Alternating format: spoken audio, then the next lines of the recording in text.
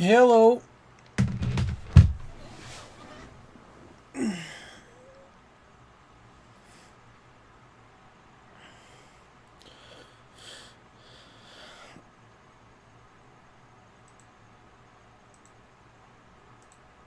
Fuck you, Inky.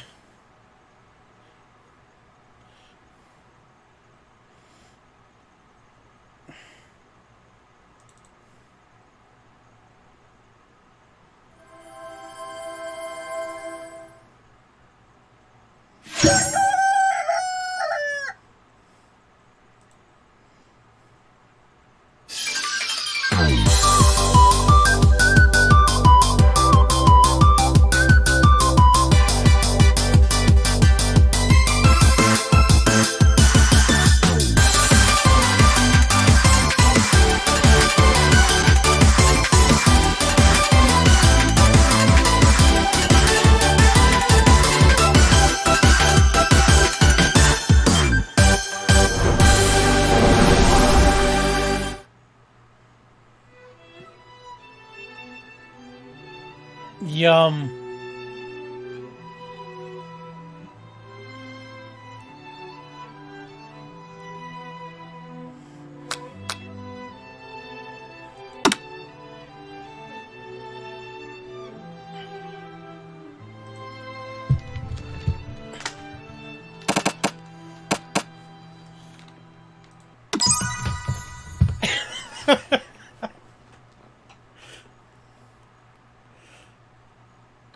I am playing a dating simulator game, yes.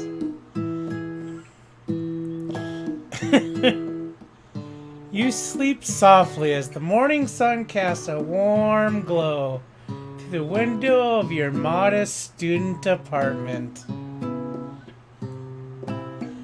The world is peaceful and serene. You could stay in the moment forever.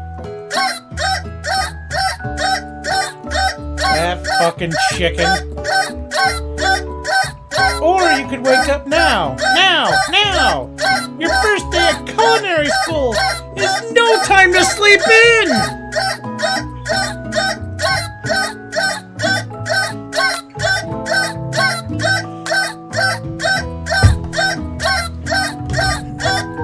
We gotta smack that clock! Up and at him!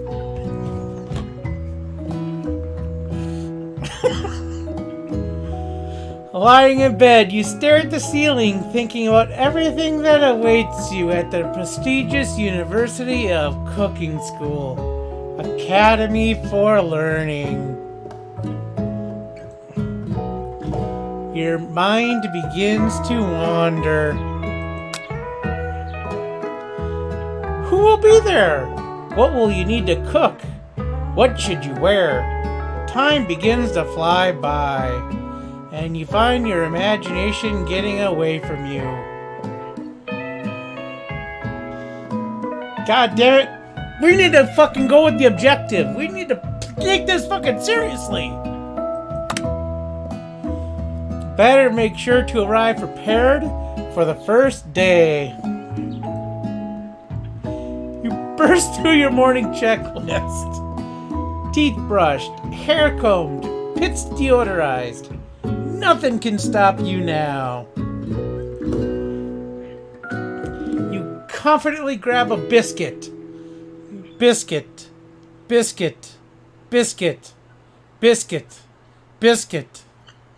Strut out the door and head off to class.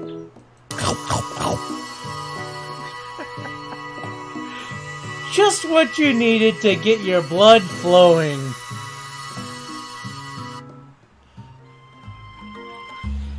Standing in the quad. Fucking quad teammates, goddamn son of a bitch. You gaze upon the magnificent University of Cooking School, Academy for Learning. Here comes your lifelong best friend forever, Miriam. She's the most adorably awkward person you ever met, and you absolutely love her for it. Well, I don't know. She's kind of cute, but...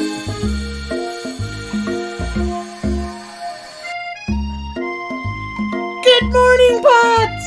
Are you excited for the first day of the rest of our lives? Actually, because I sure am excited! A little nervous, okay? Okay, a lot nervous. What the? It's just that this morning I made a breakfast for myself, but, well, when I ate it, I couldn't taste any love in the food. What if I'm no good? What if I fail?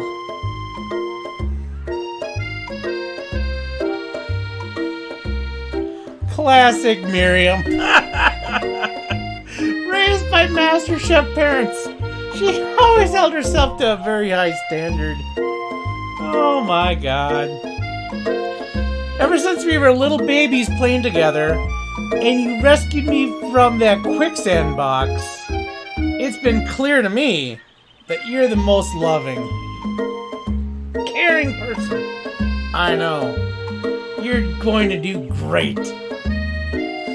Because, you know, quicksand sandboxes are the best for babies to be playing in.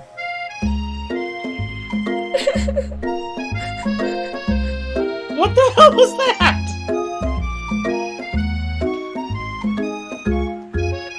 But with the University of Cooking School Academy for Learning's famous 3-day only seminars, I'm afraid of being left behind and never catching up. A sweet girl, Miriam has always had a flair for the dramatic. This summer, she got so nervous about her first kiss that she chipped a tooth practicing on a mannequin. She's kissing a mannequin? Wow.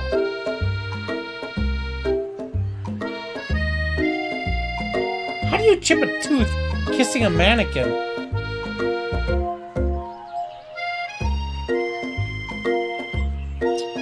I should pep talk her, or change the subject to give her some relief.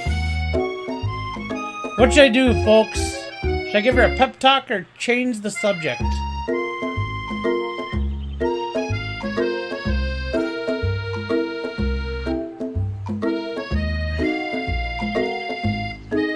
Change the subject, pep talk, change the subject, change.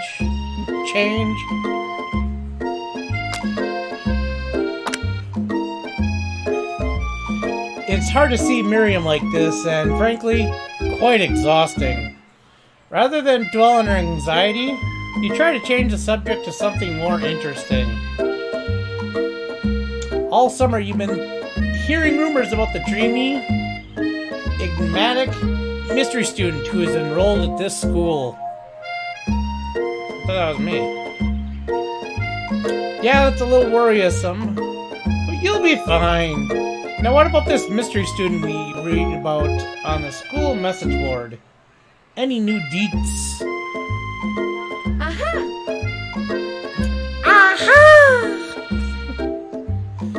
Oh, get this. I heard his name is Harland. Harland!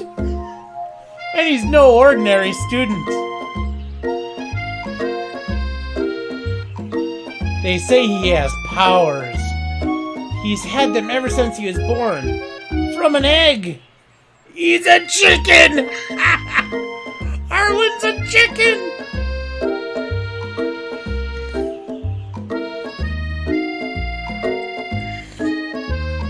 An egg like a chicken? Don't be ridiculous. Yeah, don't be ridiculous, girl. But the thing about having powers, you would line up with some other rumors I've heard.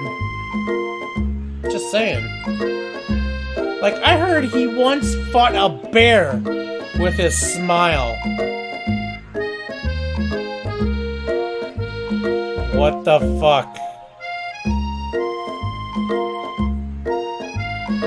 both sigh, thinking about a student so handsome that the law of physics don't dare apply to him.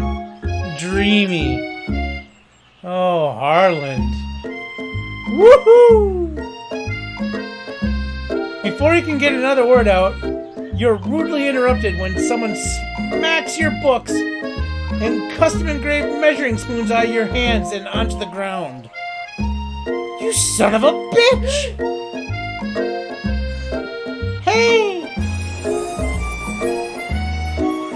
It's Ashley, your arch rival! She's totally evil, but you can't help but be filled with jealousy. She can get anything she wants, and she knows it.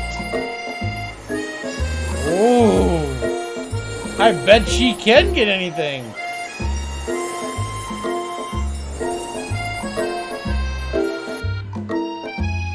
Hello, Ashley. Or is it Ashley? I don't know. I didn't see you there, Chicken Chins. Is her name Chicken Chins?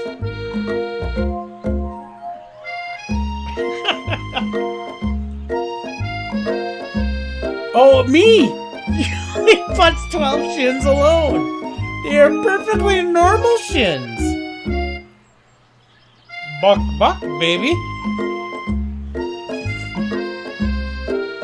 I can't stand Ashley.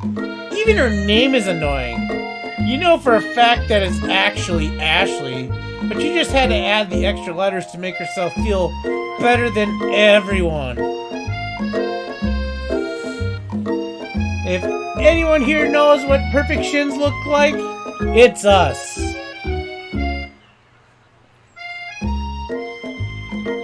She loves my shins.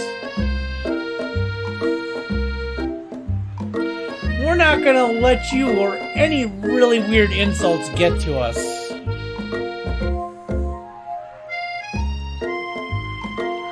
Across the quad, you see Ashley's best friend, Van Van the Man Man.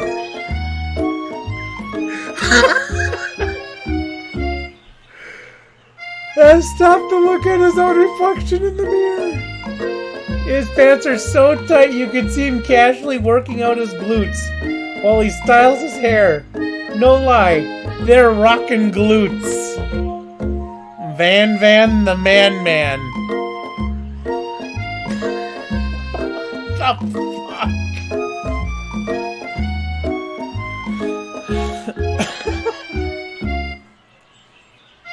Ahem, Van Van? You rang rang? Is that a dude? I don't know. We've never been sure what their arrangement is, but as long as you've known them, Ashley and Van Van have been just as close as you and Miriam, but substantially more devious. Gasp. I can't believe that University of Cooking School Academy for Learning would ever allow people like you to attend as students. You know, I just want to say, I can believe it.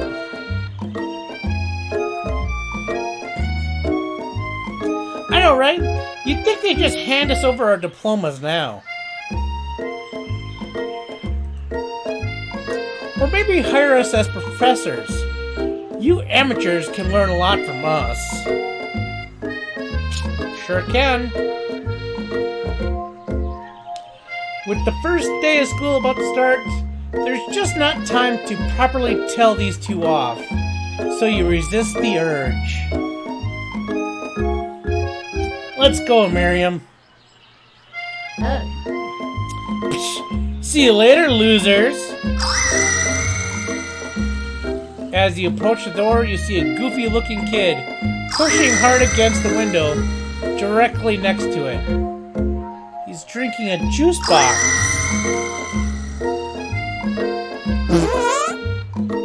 Oh my god. Did he just fart?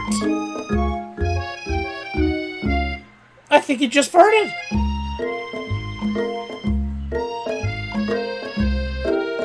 Oopsie. I think it's broken. You reach forward and easily pull the door open.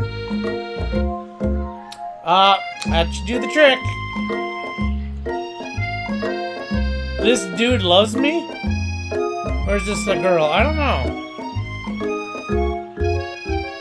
I think you mean thank you.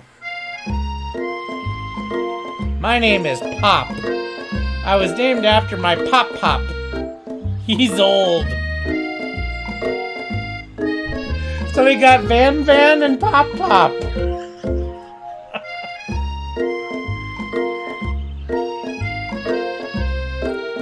Could someone like this also be a student at the school? He must have been one heck of a chef. Also, his name tag clearly says Bob. But I guess he's reading it upside down.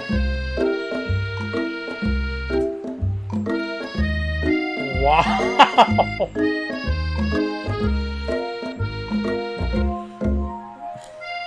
Hi, Pop. I'm Putz 12. So, are you gonna make me hold this door all day? Nope! And with that, the young man walks into the building ahead of you. Aww. Dude, he's 10. She thinks he's cute, but he's 10. And he's reading his name upside down. I think it's just you. You both shrug your shoulders before following him into the building. You stand at the edge of the room, unsure where to sit. Other students wander in and keep themselves busy chit-chatting.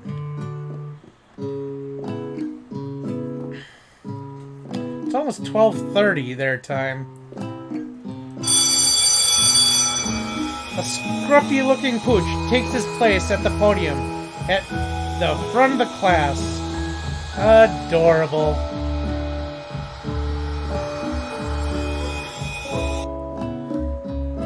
Now, quiet down, everyone. Sprinkles can talk? Oh, shit. Who is this unreasonably cute pup and why is he in our culinary class? We're gonna make hot dogs.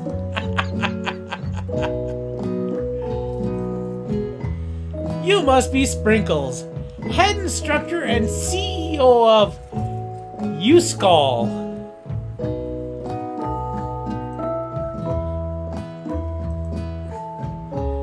Please, call me Professor Dog. I may be cute and a little and fluffy, but I still demand respect. Woof! Oh my god.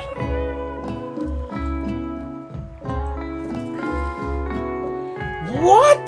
A cute dog is our professor? This is the best school ever. I guess only a dog's nose is capable of picking up all the nuances of fine dining. Out of nowhere, wind begins to rush around you in a swirl of cherry blossom petals.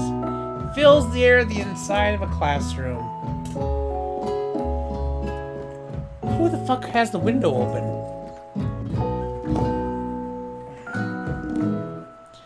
I'm chilly. Someone close the window. Alright, Pop. And then slam! The window shuts. Oh wait. He walks in. Ooh. You're immediately swept up in the aura of this new student and his remarkable goatee. Who knew anyone could be so handsome? Time stands still.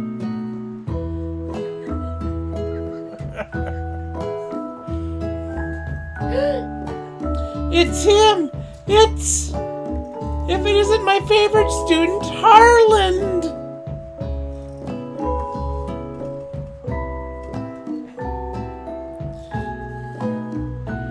Colonel Sanders interrupts Sprinkles. Sorry, Professor Dog. Before he can finish his sentence. Please, call me Colonel. Colonel Sanders. A hushed murmur rolls through the classroom as Colonel Sanders walks down the aisle of desks. Suddenly, the room is sweltering.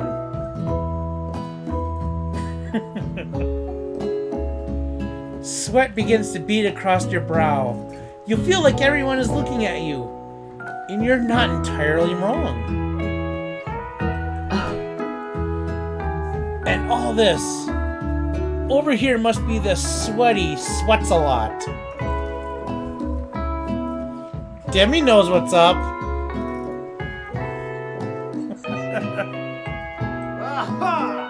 Maybe we should open that window back up before Faucet Pits melts into a puddle and evaporates entirely. Faucet Pits. What kind of name is Faucet Pits?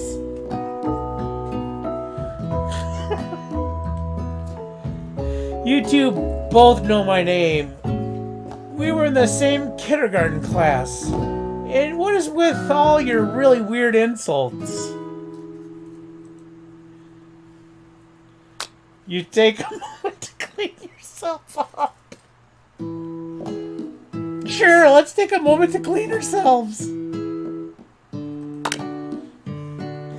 It's a good thing you didn't forget about that deodorant this morning. This classroom is hot, hot, hot! Woohoo!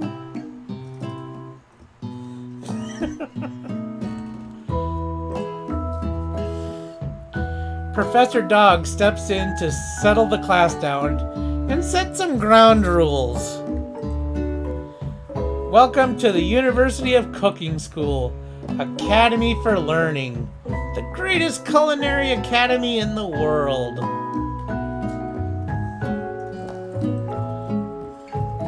The birthplace of culinary legends past, present, and future. Many challenges await you. There will be tears. There will be blood. There might even be really adorable tiny food.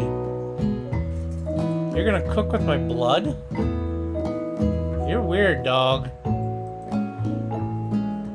And when it is all said and done, there will be a battle.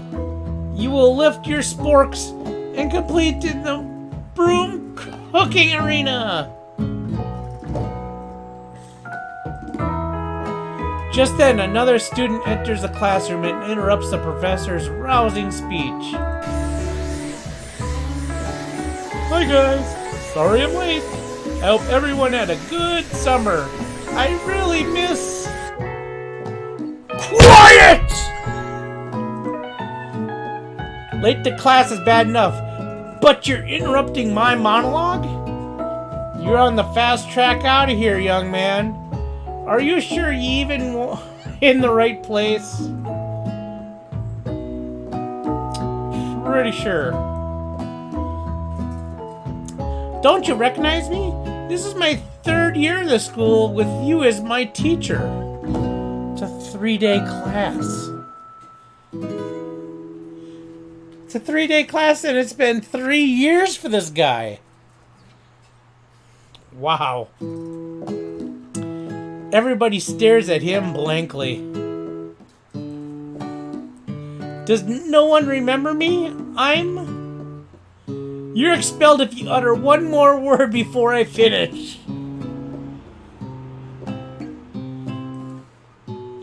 Let that be a lesson to you students that tardiness is unacceptable.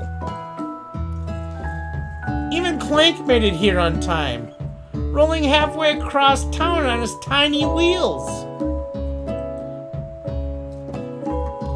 You turn to see the student Sparkles is referencing, who appears to be some sort of industrial kitchen appliance.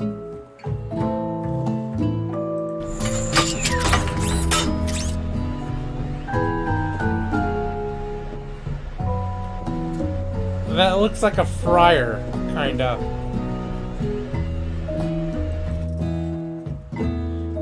The class bursts into laughter.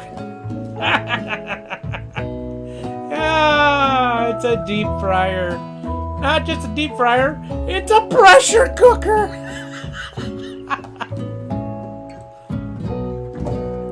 Oh, Clank, you rascal. You rascal!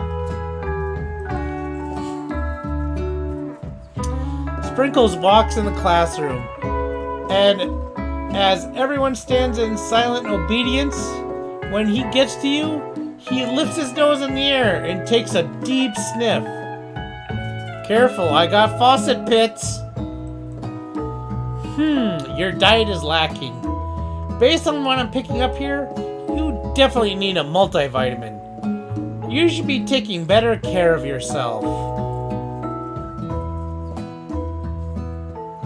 Okay. You've never had a talking dog as a teacher before, but Sprinkle's reputation for being smart but tough is well known.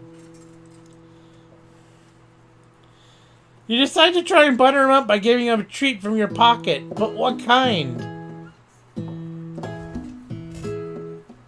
I got random dog treats in my pocket. So, do I give him a rubber ball? A chicken snack or a beef treat? I'm just saying, if I can get the dog to chase a rubber ball in class, that's gonna be hilarious. I'm seeing more beef. Alright, guys. You reach beneath your apron and return with a small bit of beef jerky in your hand. Sprinkle's eyes go wide as he locks onto it. Beef! Are you trying to give me a heart attack? I would never eat that! Oh my god, a dog that doesn't eat beef. You clearly do not belong here. Please remove your apron, and then remove yourself from this class and this school.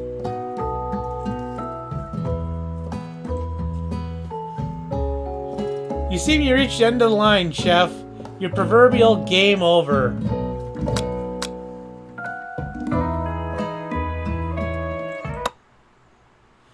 I guess we gotta try again.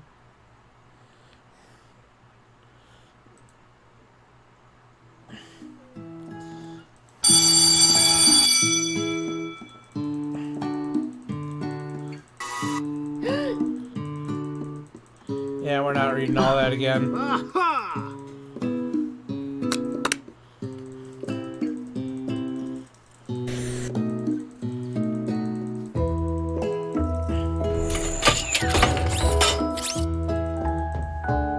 Okay.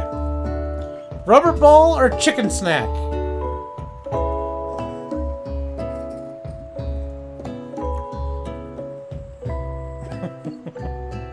Ball, chicken. I'm telling you, the ball would be hilarious, but...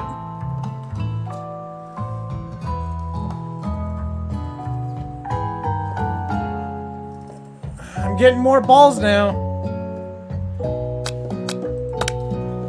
You reach beneath your apron and return it with the rubber ball in your hand. Sprinkle's eyes go wide as he locks onto it. You toss the ball and he bounds after it, grabbing it in his mouth and swinging it from side to side before dropping it. The thrill passes quickly. It's not clear if it endeared you to him or not. Settle down, young chefs. Take your seats and prepare to have your minds open with the amazing possibilities of culinary creation.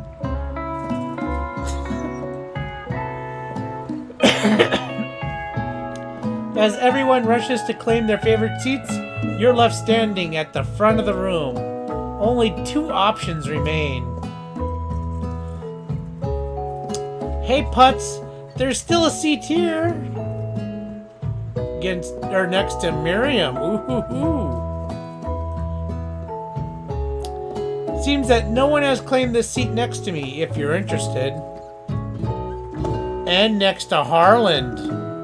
Ho ho ho!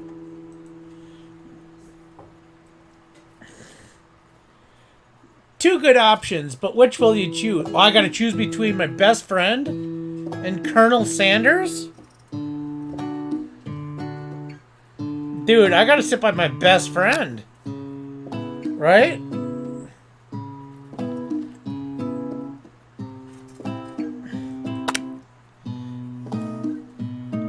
You moved to take your seat by Miriam.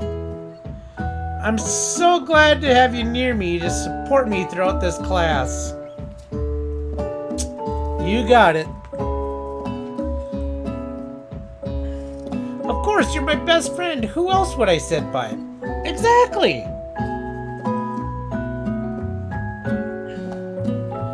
Colonel Sanders?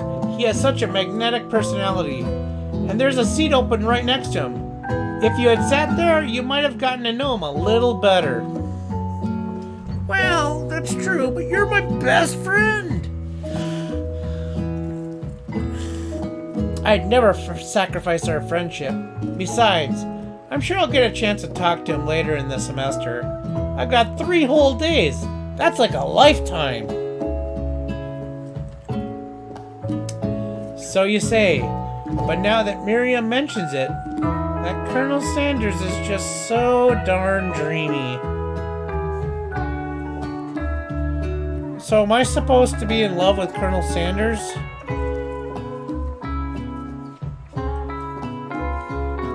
As soon as you settled into your seat, the professor makes an announcement. Think fast! It's time for a pop quiz! God damn it, if Pop says anything. Yay, a quiz about me! Fucking idiot.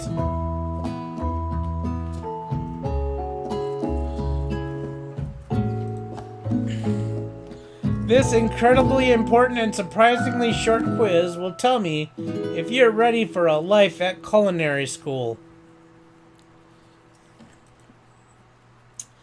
Keep your knives sharp and your focus sharper.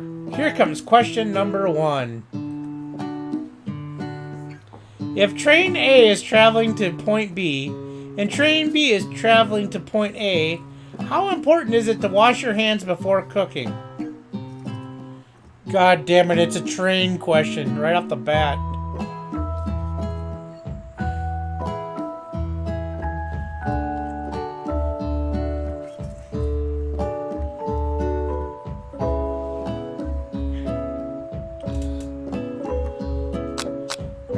Extremely. Looking at you, Pop.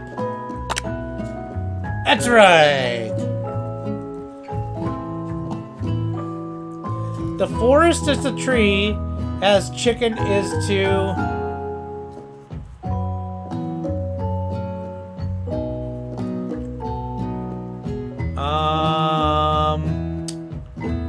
night vision goggles. We'll go with feather. That's right! Woof woof! What is the most efficient eating utensil ever created?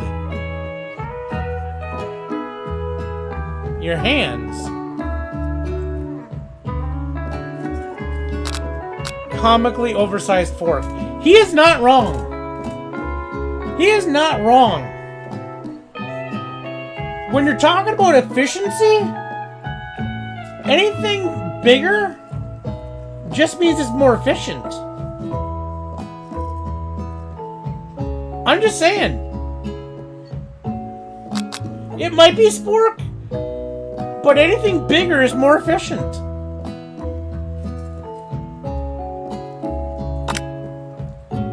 It was spork. God damn it, you guys are good. What food is best for a broken heart? Anything, as long as it's prepared with love and not too much salt. Camel meat? Or a pancake that looks like a silly face?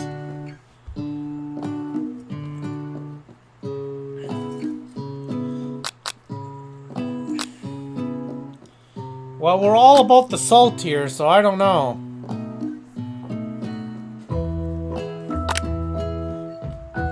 Ooh! I'm getting 100%, baby. Is Sprinkles a good boy?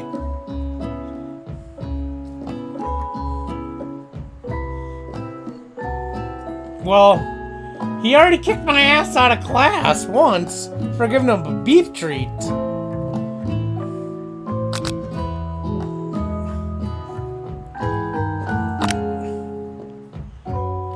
Now, that's biased. The dog said that's right, that he's the best boy. Just saying. Your total score is 5 out of 5. Oh, I get to choose it's 5 out of 5. Wow, be honest. Did you cheat? Down, boy. Down. Down.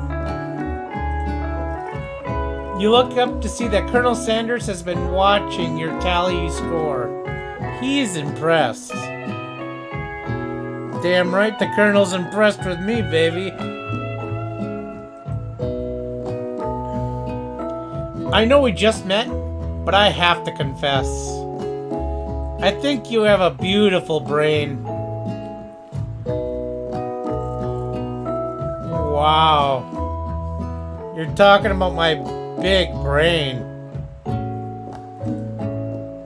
Hot diggity dog? No. Putz 12, you just scored some major Colonel Sanders points with that performance. May I have your attention, students? I have an important announcement to make.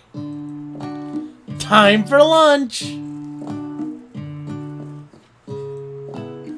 Wow, the cafeteria is as nice as any restaurant you've ever eaten at. It makes sense that the school dedicated to cooking would also be serious about eating. I'm serious about eating, if you know what I mean. A delicious fragrance wafts through the room and tickles the end of your nose. Your mouth waters. Do you smell that? That must be our lunch. It smells crazy good. Everyone, can I have your attention? Is it about lunch?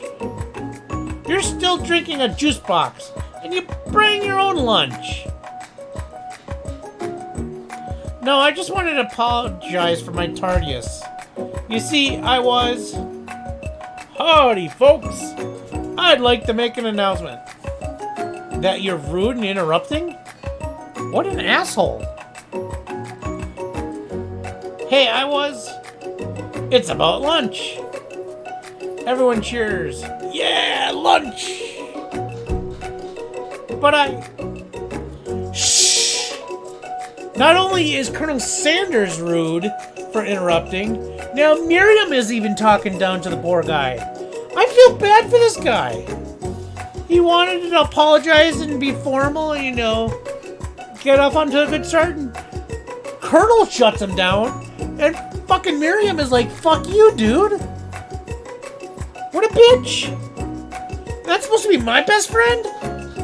Treating him like that? What the fuck? Lunch, lunch, lunch. Careful, we got Van Van. Pop, pop. She said, shh. Now I'm supporting it. Okay. In honor of the new semester, I prepared something special to share with everyone for lunch. Aha! That must be the smell I smelled. Keep your skirt on. Indeed, that smell. You hold your breath, waiting to see what this mysterious student has created. You've heard that he's very talented, but were the rumors true? Is this? Colonel Sanders lifts a large bucket above his head. Its contents glimmer in that light. piled high are huge pieces of chicken, bread and fried to a crispy golden finish. The aroma envelops you, and you begin to feel warm and safe. Colonel Sanders has filled a bucket with chicken.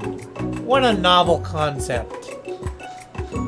Your stomach begins to grumble, as if to say, stop thinking and start eating. For years I've been developing a secret recipe for the perfect fried chicken. Okay. My calculation, nothing less than 11 herbs and spices are required to achieve this perfect balance of flavors.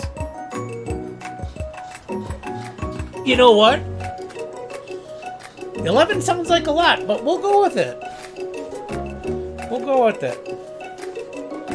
You look around and notice that every other student has a pen and paper and is scribbling notes as fast as they can.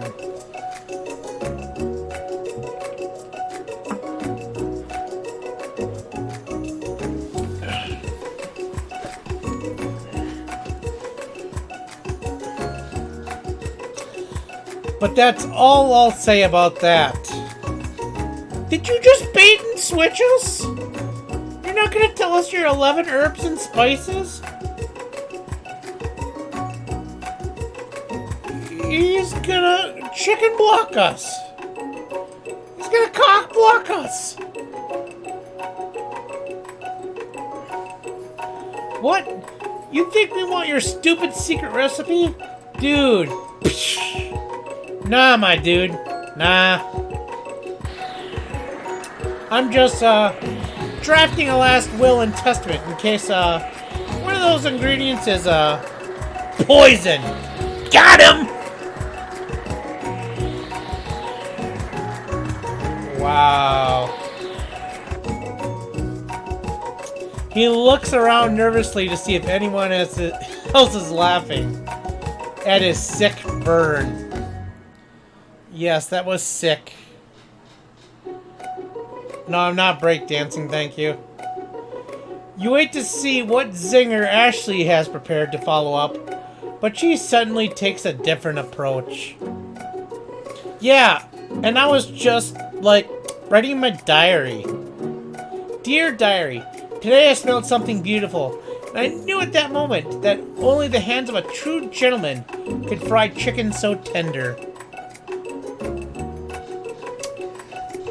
She wants the Colonel. You see her body language change from bitter and evil to sweet and innocent as she slides closer to Colonel Sanders.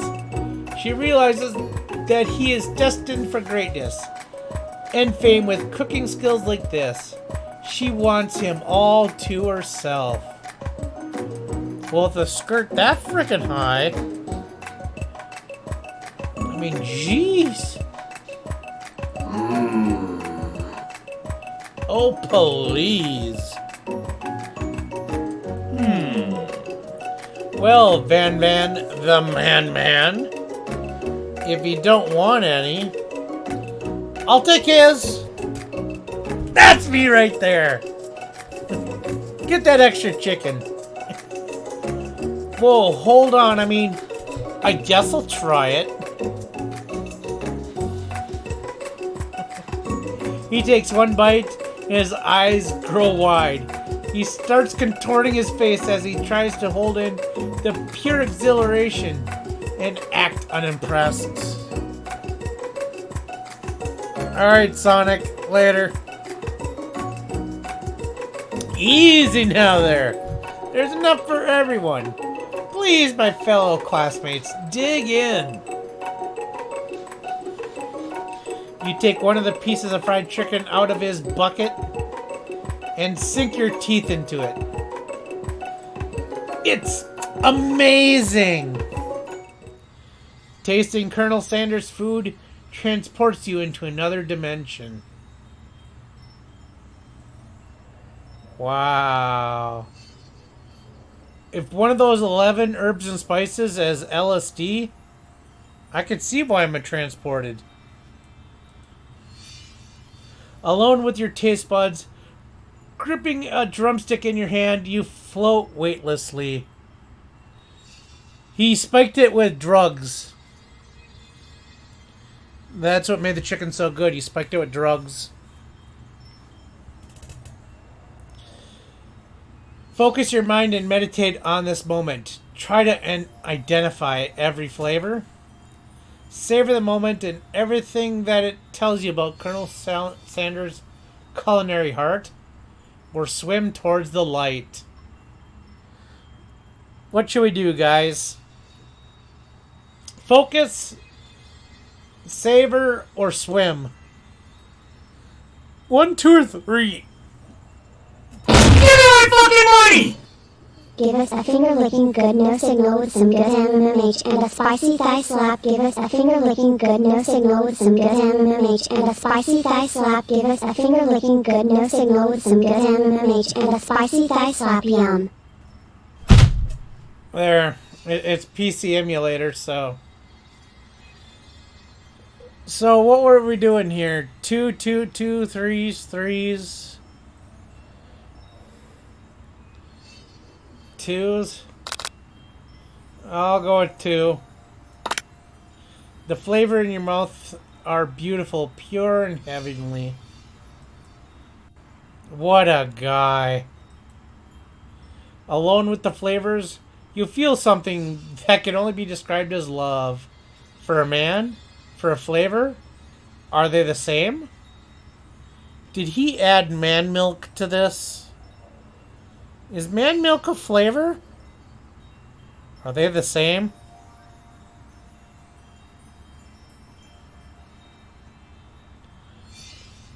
Oh my god.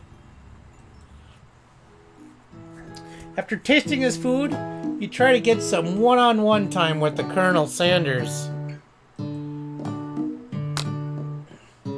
You approach Colonel Sanders. Colonel Sanders smiles ever so softly as you approach. You stop what he's doing and allows you to break the silence. Colonel, I wondered if I could talk to you for a second. Anything for a fellow chef. What exactly was on that chicken? Told ya, LSD. How bold to come out and ask. It's an idea I had for a new combination of flavors that will make me my fortune and establish my legacy for all time as I open a chain of highly successful fried chicken restaurants. No big deal. His cane has a white chicken on it. I don't want to see his white cock out. Just saying. Oh, it's a duck?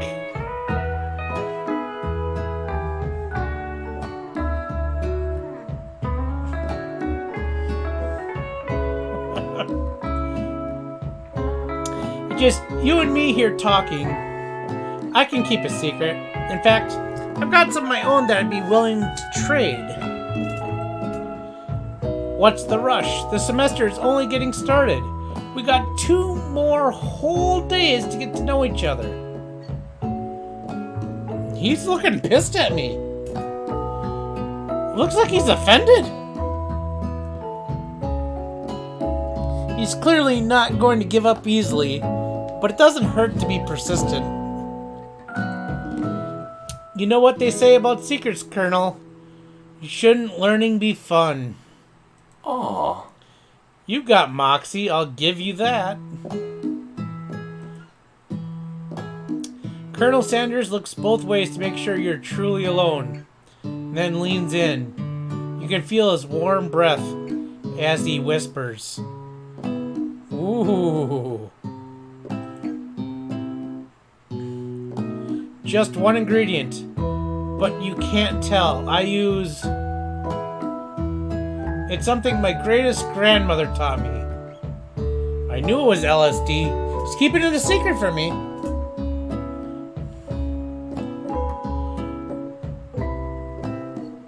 Wow, you'd never have guessed that. In fact, you're not even sure where you'd get some if you searched. I knew it's drugs. It's drugs?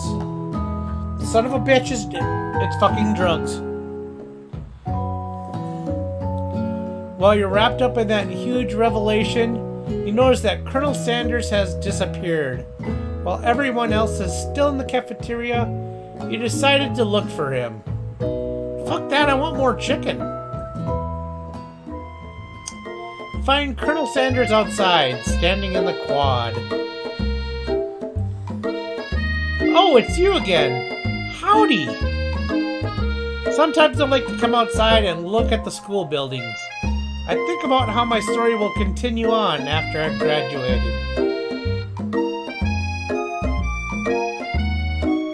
This is, what the hell they call it? The School of Learning. It sounded like you have big plans. I dare say the biggest. I'll leave my mark on this world. You can bet on that. Alone together for the first time, you figure now is the perfect moment to show your personality to him. Neg him to show your own strength. Wow him with a big idea. To add an additional ingredient to really spice things up. Be modest but thoughtful.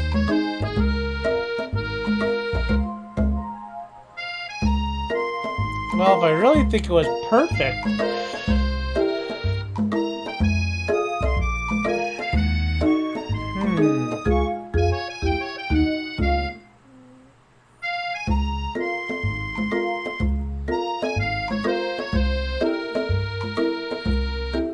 Use my southern charm? Well, then I gotta be modest, right?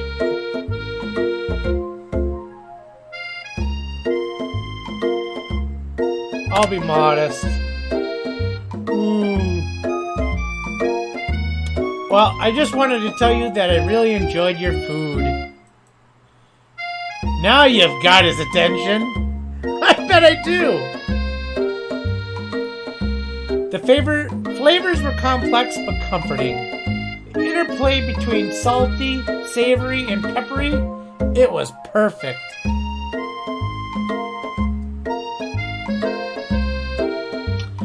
I appreciate that compliment, Putz. I'm sure you'll be a big success. I know we only met today, but I'm starting to get the same feeling about you.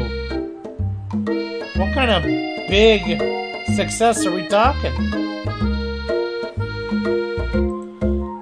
We should head back inside. The next lesson starts soon. You step into the massive cooking arena, where the afternoon lesson will take place. Each student gets an oven, and all the tools and ingredients they could need. Did we just turn into Chef Ramsay here? Master Chef? Look at this place. It's magnificent. Finally, we get to show our stuff.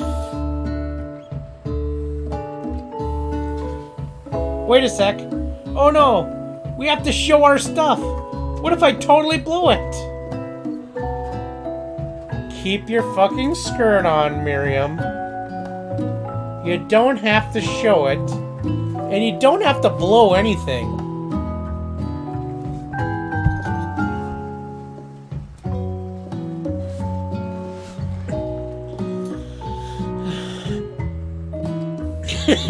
You're not gonna blow anything. Except maybe kisses to the crowd of fans you're going to earn with your signature, adorable tiny food creations. She's all about blowing tiny stuff.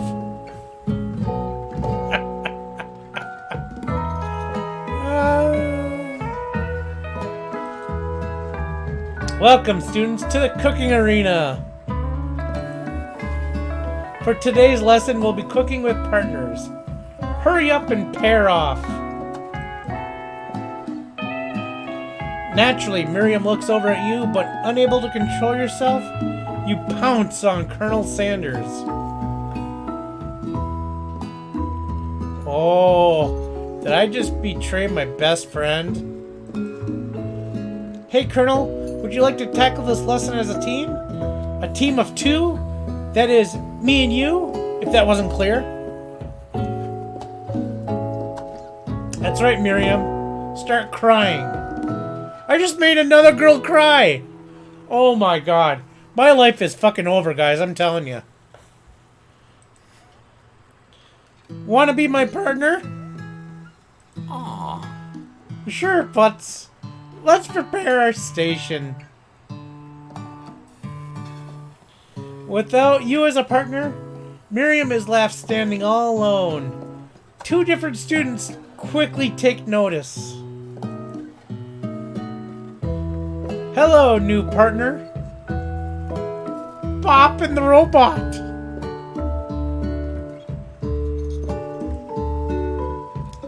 Beep bop. Oh my, 2 potential partners. I'm so sorry, gentlemen, but I don't know who to choose. I think she's excited that she's got 2 new prospects.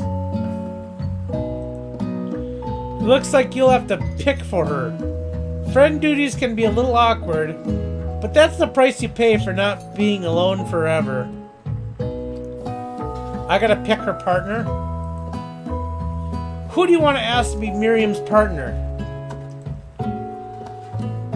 Well, I'm telling you this right now. If it's me and Colonel Sanders, and we need 2 more, we're gonna want a goddamn fucking pressure cooker. So I'm thinking we take Clank.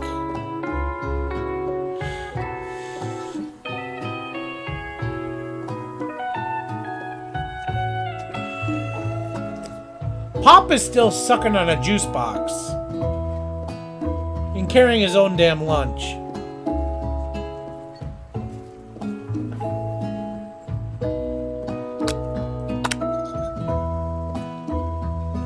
Sorry, Pop, but I think Miriam will be partnering with Clank today.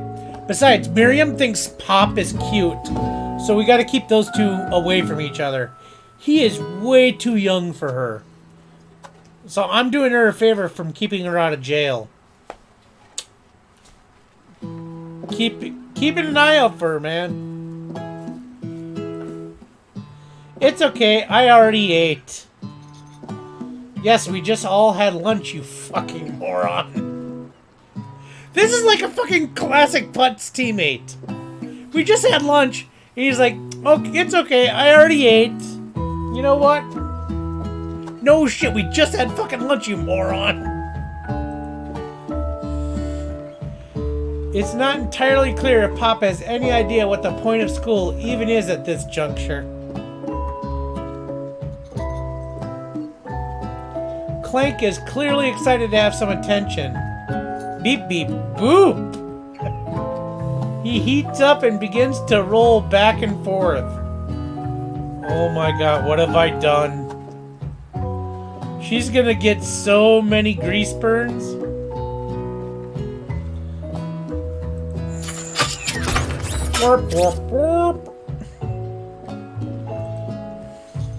Hold on there, fella. We don't even know the assignment yet. He knows the assignment. I'm just saying, he knows the assignment.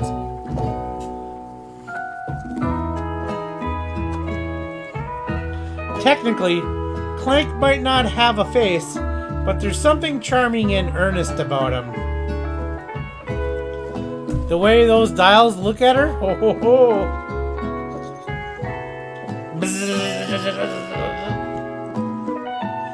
Tissue?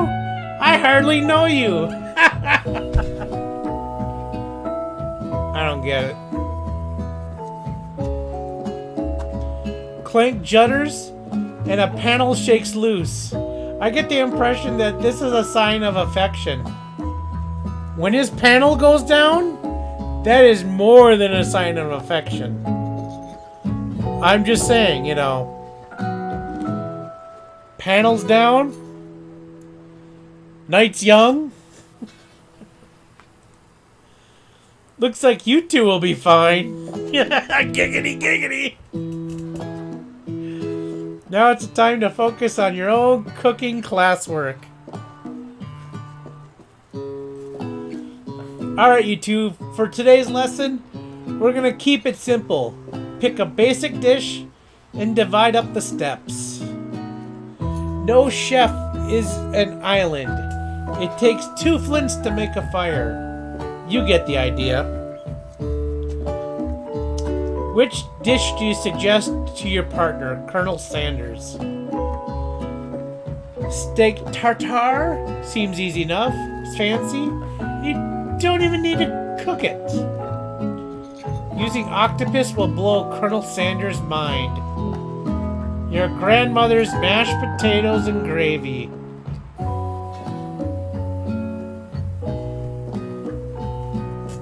Well, the obvious choice is the octopus, right? I mean, fuck, we play Splatoon. We show them what the fucking Kraken's all about, right?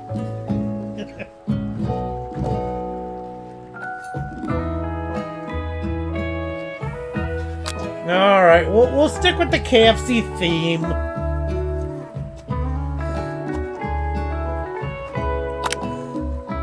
I've always been something of a down-to-home chef. I was thinking we could make something warm, inviting, comforting. Maybe mashed potatoes? And gravy! He knows! He knows! I couldn't imagine one without the other. Colonel Sanders casts a coy look at you, causing your whole face to go beet red. Embarrassed, you quickly turn away. Oh, Colonel Sanders and his man gravy. Oh, boy. I'll get the potatoes! Give me my fucking money! What's this? This is, KFC's dating simulator. No, please, let me. Picking perfect produce is a passion of mine. Looks like things are getting pretty fresh around here. Does someone have a crush on Colonel Sanders? You're talking about fresh. Your skirt, look how high up that is. That's pretty fresh. We're just cooking partners. Mind your own business. Yeah, fuck off, Ashley. Colonel is mine. Sanders' heart is my business. And you better keep your fingers off my man. Well, finger licking, baby. My man now.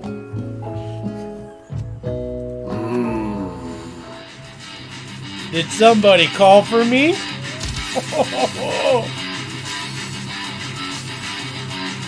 Ugh, no, jeez, Van. While I'm over here crushing Putz's dreams, you're supposed to be taking care of our classwork. That was a deal, remember? Colonel Sanders returns. Arms full of peeled potatoes, he tosses them into boiling water and turns his attention to you and your old friends.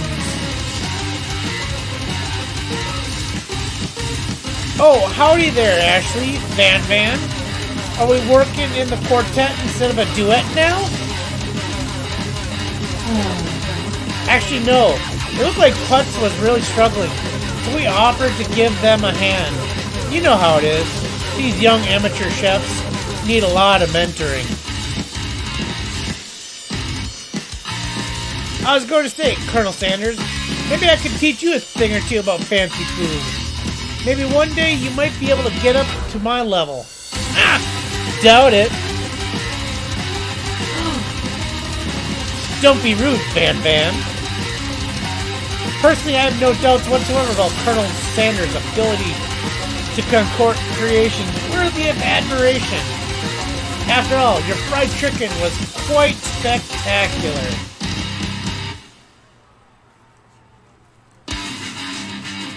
But Colonel, if you ask me, I might make a better partner for you than this thing that has positioned itself at your station. Don't you feel deep down that we can cast complementary shadows? We fit together like a thigh and drumstick. It just makes sense. Nothing about this makes any sense, but one thing is clear. She's coming for Colonel if you don't watch out. Ashley is really going at you hard. You need to ask for some backup here before things get ugly.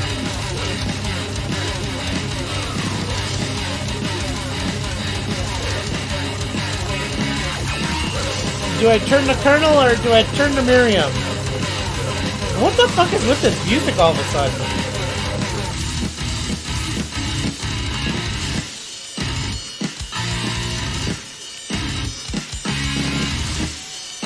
Hunks a hunks.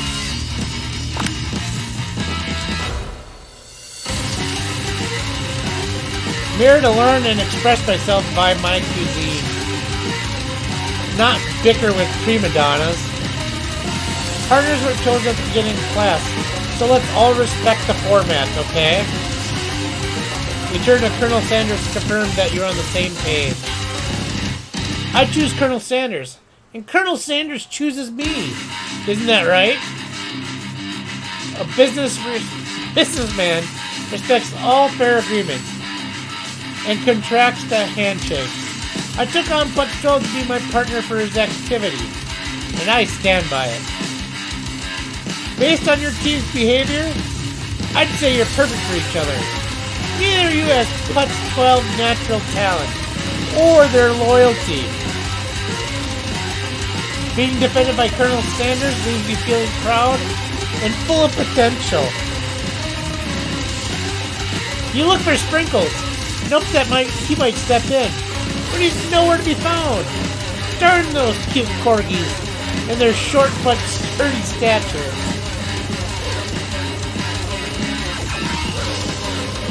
You look down at your station and realize that, with the tension of the moment, your hands have been cooking on autopilot. Distracted by the drama, you've already crushed and boiled the potatoes into a perfectly creamy mashed mix, or mashed texture. With plenty of butter and cream for flavors, it's as if the natural passion guided you through the steps you know so well while your attention looks elsewhere. This music is annoying, man. I know just what to do.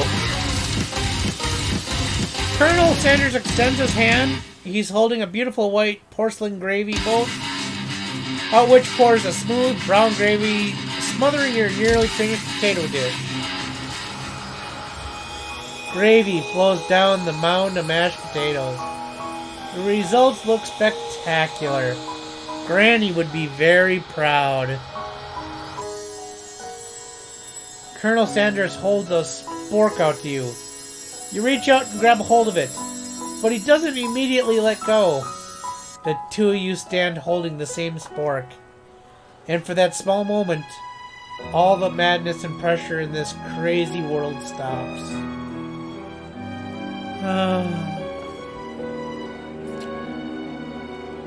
Potatoes and gravy. Your eyes lock. The moment is electric. Time stands still. If you love something, set it free. Together, you dig the utensil into the mashed potatoes, and you lift the heaping spork up. When you see Ashley with a sinister look, you know she's plotting against you to be with Colonel Sanders. And then, filled with rage, and without thinking, you fling the spork of mashed potatoes right into Ashley's stupid, beautiful face. Gotcha, bitch!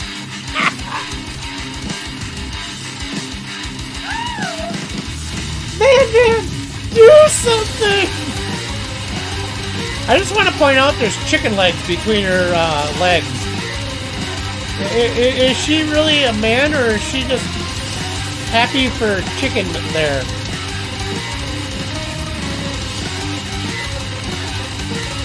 I don't know. Scooping up a finger, Van Van tastes the dripping mashed potatoes and gravy and realized that it's delicious. Horrified by his revelation, he slinks away. Will he ever be able to cook something with so much love and integrity? Hold on right there, Putz.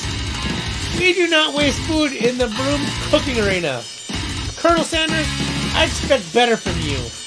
If you throw one more spoonful, you better be prepared to eat it from wherever it lands. Oh, this could get kinky fast. Can I have a potato space? God damn it, Pop. Van Van rushes back over, a covered dish in his hand. Mashed potatoes with gravy? Pathetic. In just a few minutes, I prepared a full meal. Gaze upon my specialty, braised tentacle of octopus, and my silky saltwater sauce, plated on a battle axe, blade forged with my supreme chef ancestors.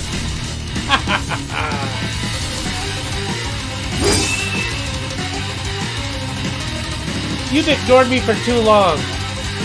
That ends now. It is I who will have the first bite, and you will all look on with envy. The interrupting student rushes to Van Van and slips a bite of his signature dish right off the plate. No! Don't! Something about this dish doesn't strike my nose quite right. I think the octopus was rushed. It may have turned in the process. The result could be toxic. Too late. It's been eaten. I think I left something in the oven. I don't feel so good. It killed the... We've ignored this poor guy, and now he killed the son of a bitch. Oh, goddamn. Everyone, step back. Don't take another bite. When you look back at the plate, the rest of it is gone. You notice the tip of the tentacle being slurped up in Pop's mouth. Pop winces in pain for just a moment. Then it's almost immediately back to his oblivious self. Oopsie! Tastes like poison! The entire class have gathered to watch Pop's final moment. Shock has frozen the whole crowd. They are as motionless as statues. The class bell rings, disrupting the moment and snapping everyone back into reality. It would appear that Pop's enthusiasm for trying new things, despite obvious danger, has inoculated him against poisons of all kind. So let me get this straight. The class bell rings, one kid died, the other kid is almost gonna die, and we're like, class is over.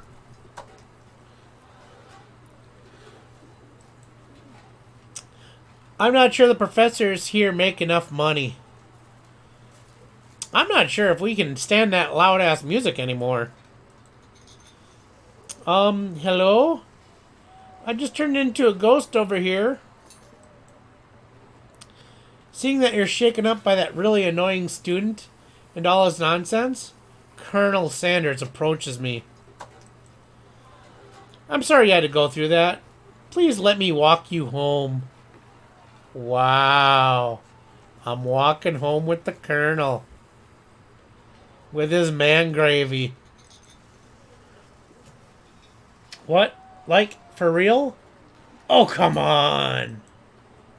You follow Colonel Sanders out of the room. At night, the school building has taken on another vibe entirely.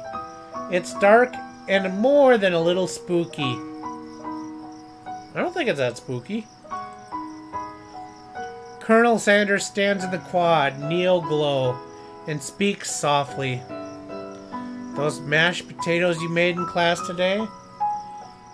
Before you go on, I want you to know they're not a great representation of my skills. I didn't even realize I was making them. They were amazing. Tasting them, it reminded me why I became so passionate about food to begin with. Colonel Sanders is getting choked up. Cooking is obviously important to him in a way that you find inspiring.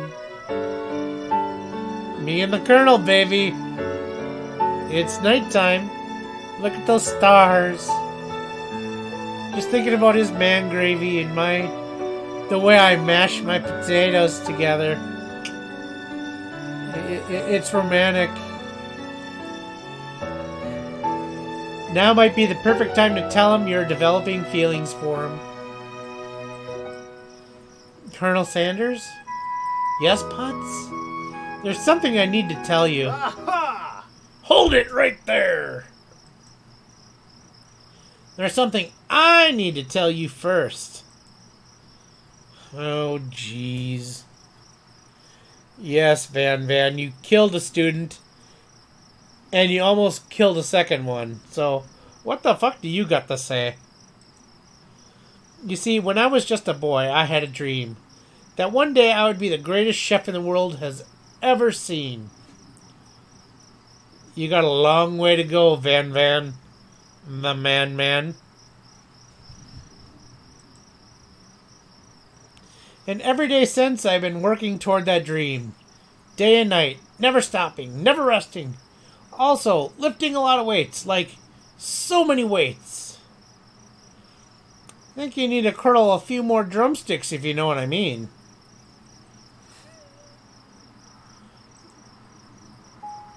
We should follow our dreams with all our hearts, that our souls may grant them, like wishes floating on a shooting star. Ooh. Hey, no, you! Shut up! I'm the one here to say inspirational stuff, and to be the star of this story. Are you forgetting that your cooking literally killed a guy? Exactly. You can't prove that. He ate your fucking food and died. How the fuck can we not prove that?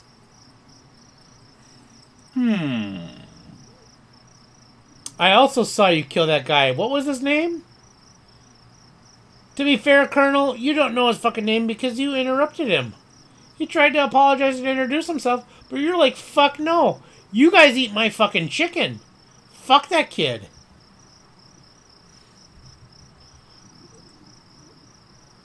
Somewhere in the distance, you hear a long, sad sigh. Forget him. We're talking about me. Me. Me!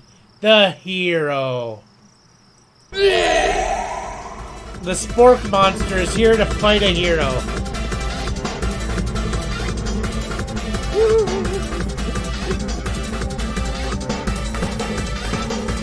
Come on, use your muscles. I think I left the fridge door open. Later, nerds. How dare you threaten me? Just as I was letting down my guard and connecting with another chef on an emotional level. Be afraid. Be very afraid of me. Because I'm a monster, see? He is rhyming on purpose? Or is that a coincidence? But before you can discuss syntax any further, it's a turn-based fighting sequence. What will you do? We go offense in this motherfucker! We attack the son of a bitch!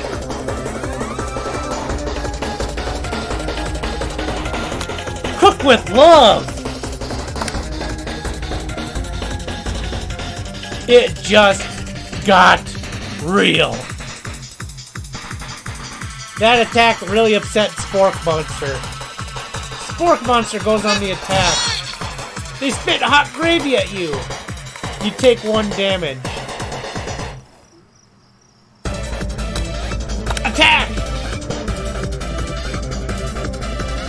cook with more love. The Spork Monster's really feeling threatened by your attack. Focuses their mash mind and draws in energy from Mother Earth itself. They only grow larger and more intimidating. How will you respond? I think they want me to defend.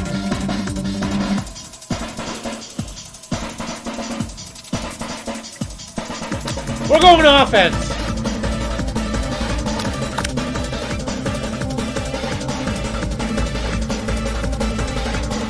Spork Monster's no quitter. Buffed up and ready to rumble. They go on the attack once again. You take 2 damage from the attack. Take much more damage, you're not going to survive the battle. God damn it.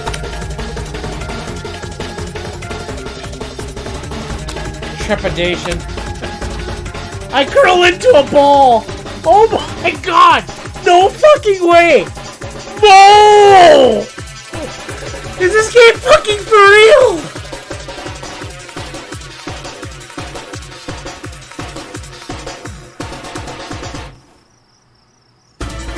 Colonel Sanders pulls out his white cock. His white chicken. Colonel Sanders summons the energy of 1,000 chickens. Pot Pie Power Pinch! Pot Pie Power Pinch does 10 damage. Spork Monster is defeated. You saved me. And injured Spork Monster spews steam into the night.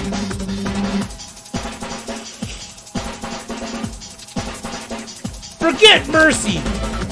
Finish him!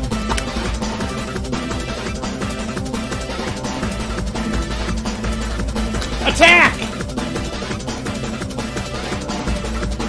Student debt loans of destruction! Oh my god. I think I gotta end it here, man.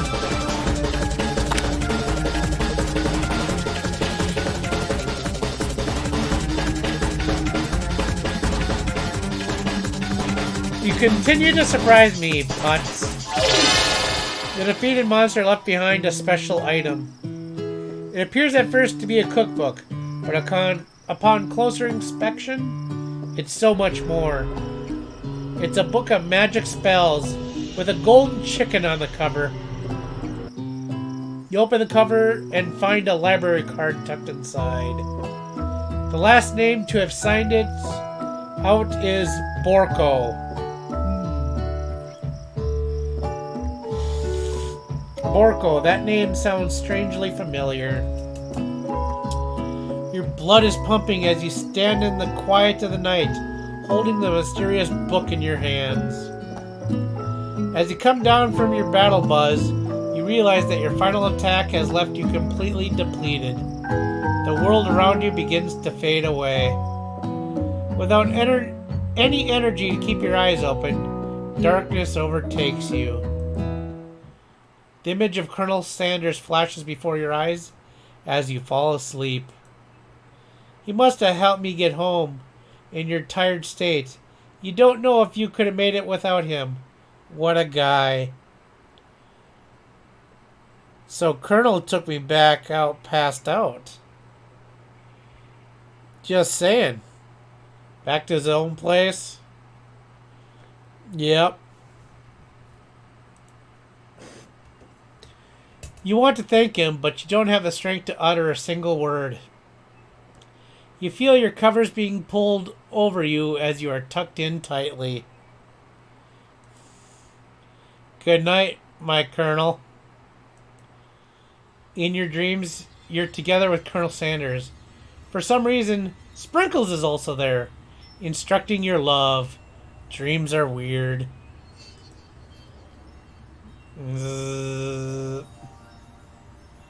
Why are we all writing chicken? You awake on day 2 and attempt to process the wild visions you had. Were they memories or premonitions? And then there was that secret ingredient that the Colonel Sanders went ahead and told you outright. Not much of a secret, huh? It's probably just because he already trusts you so much. Sure, that makes sense. We'll go with that. You meet up with your bestie in front of the school. Before you can tell her about the encounter with the Spork monster, she launches into a story of her own. Okay, I know this might sound a little strange, but I think I might be, you're in love with the robot, I know. I think I might like Clank. This is why I kept you away from the 10-year-old.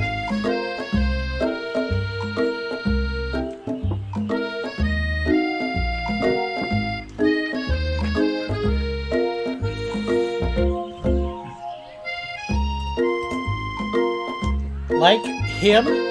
Like? I know it sounds like it's moving too fast, but there's something about him. I like him. Like him.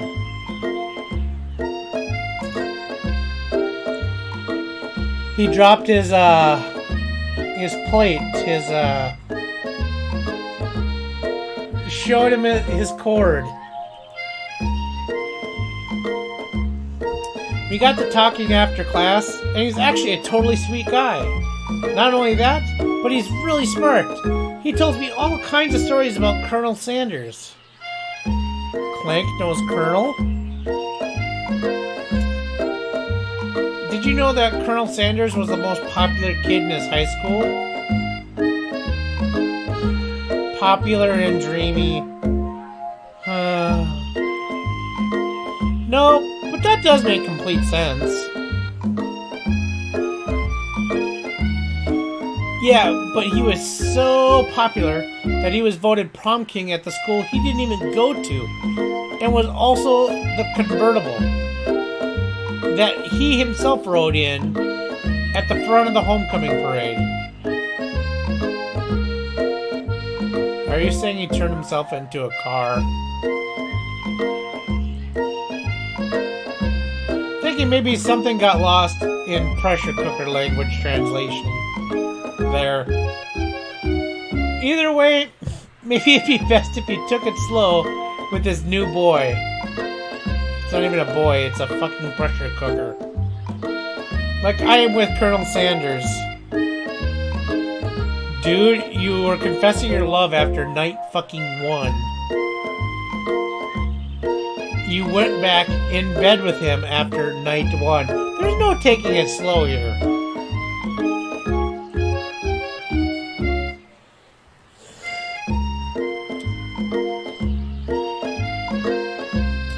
You and Colonel Sanders, the coolest guy in school, the most famous student to ever attend University of Cooking School, Academy for Learning, you're a thing now?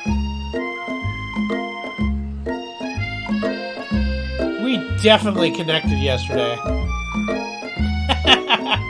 Sure you did. You're great. Why wouldn't he be into you? I guess. She is my best friend, and she is like, fuck you. She is literally like, fuck you putts. What kind of best friend does that to another friend?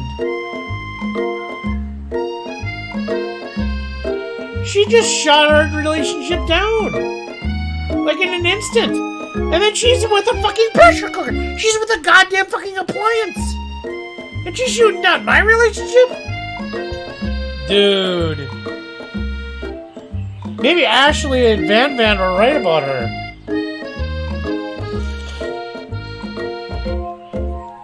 Laughing at the implication that you and Colonel Sanders might be a thing is definitely not cool. You are great. You have an idea about how to prove that your love is real. Well, if he's not into me, why did he tell me one of his secret ingredients? Some man gravy and LSD. Your bestie's eyes light up. A secret ingredient? Yeah, I just said that. A secret ingredient. There's a dramatic echo in here. Miriam checks to make sure you're alone before continuing. So this summer, while I was on vacation with my family, a lovely man approached me in the botanical garden where I was wandering. This can't be good. He told me all about his passion for spices. Secret spices. The man even gave me some. To show me what he meant, he said it was a powder created from super duper rare dried flower petals. And that if I did him a big favor, he could have some of my own.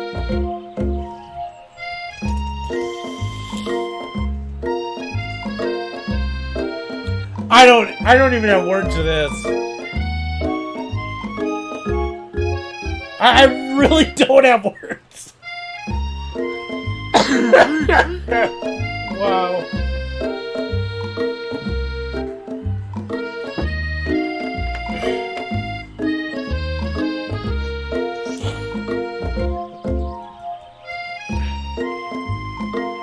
Please, Miriam, don't tell me. So I filled my suitcase with them and brought them home. He was so nice, he even met me at the gate when I arrived. Later, when I cooked with them, a very strange feeling came over me, and the flavor was unlike anything I have ever tasted. I think you're being very liberal with the meaning of spices here. Whatever, anyhow, we both share an interest in cooking, so we stay in touch, you know, like pen pals. I bet he would love to know more about the new spices. Well, I'm definitely not supposed to share Colonel Sanders' secret recipe. Besides, I only know the one ingredient, so I doubt it'd be much use to anyone. Cough, fibber, cough. Please, please, please. It would mean the world to me. No one has to know it came from you or Colonel Sanders.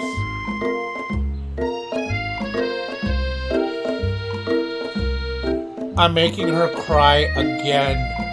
Oh my god. How many girls can I make cry? What do you think? Should you protect Colonel Sanders' secret or share it with your bestie?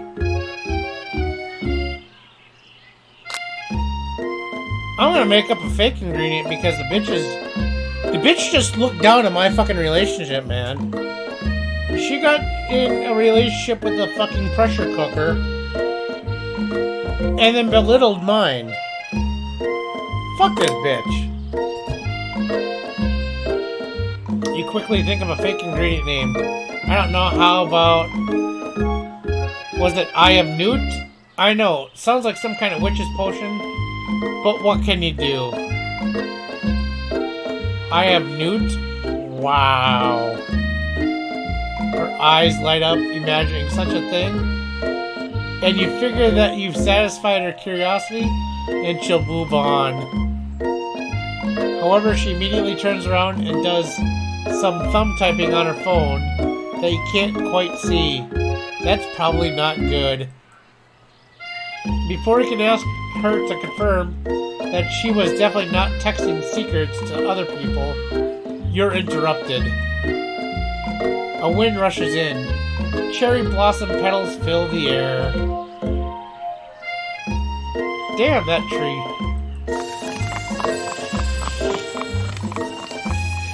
Colonel Sanders! He's arriving at school! On a fucking horse!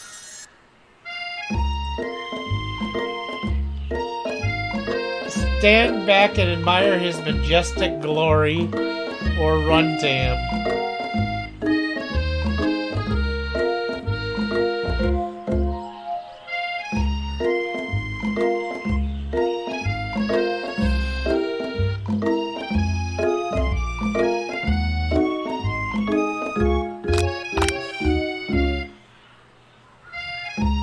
You decide that the best way to show Miriam how serious you and the Colonel Sanders would be,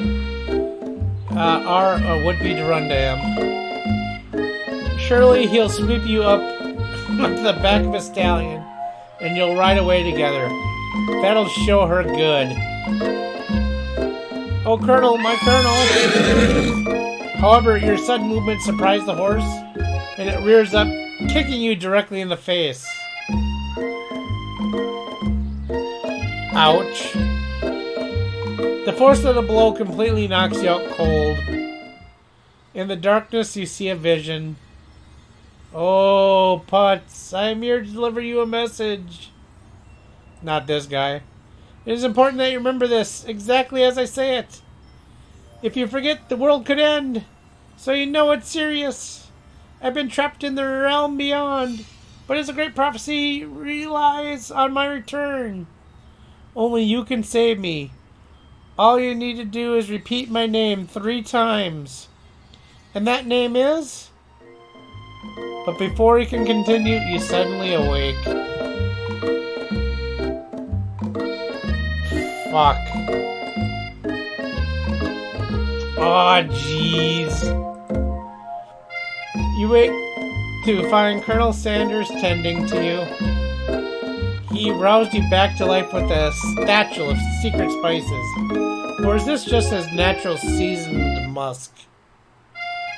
Oh my god.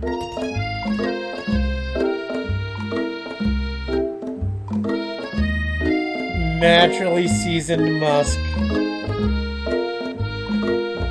Whatever, Fawcett Pitts.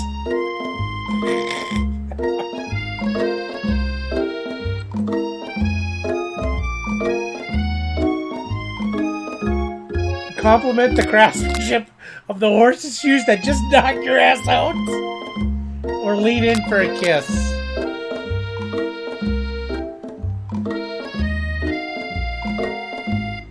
Well, he did just save my life, I'm just saying.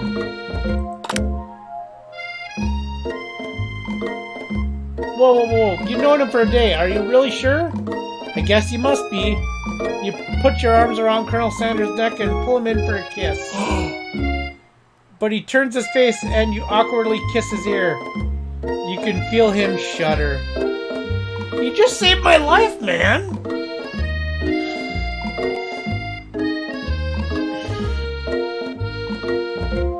Too soon, you clearly mistook his compassion for love. Your soul crawls inside of itself. You instantly die of embarrassment. Well, now I can find out the guy's name. I'll try again. So I died from embarrassment.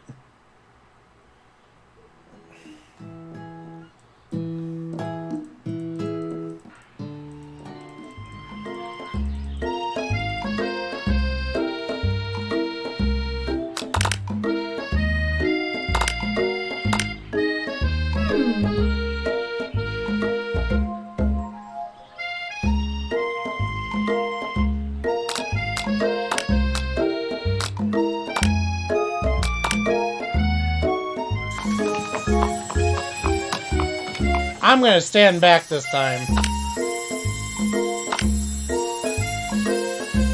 Colonel Sanders' horse is truly a thing of beauty. Without ever acknowledging that he's been watched, he does a short horse dance before dismounting with a flourish. He then slaps the beautiful creature gently on its rear, sending it running free into the countryside. You are so struck by the sight of him that you lose your ability to speak coherently. Oh, I didn't realize anybody was watching. Don't worry, he knows his way home. You attempt to compliment Colonel Sanders, but the words don't come out exactly right. Yes, he's abusing animals. What a horseful beaut you have. I mean, what a horseful... Dang it! That's just what I said. Being a good friend, Miriam attempts to cover for you. She's not a good friend, I'm telling you. Putz just gets really nervous around people they like. Well, thanks for fucking blowing that one. What? This is not helping. I mean, they got food poisoning and were up all night. It was gruesome. You should have seen it. She gives you a wink and a smile as if to say, situation handled. Can't blame a girl for trying.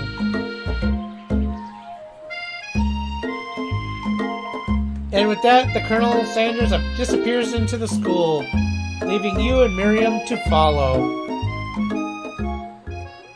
When you enter the classroom, you can see your two rivals, Ashley and Van Van. They're doing something bad.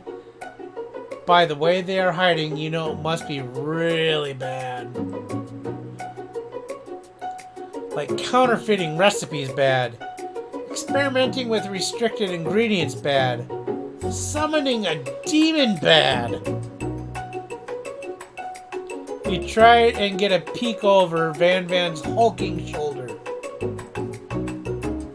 But he sees you coming. Whoa there, little one. I'm not sure you're ready for to handle this. You know what? I don't think anybody's gonna handle that for years, bud. Why don't you make like a bee and mind your own wax, honey? Do I tell him to stop acting immature? Act like you're not interested in him, but really try and get a closer look.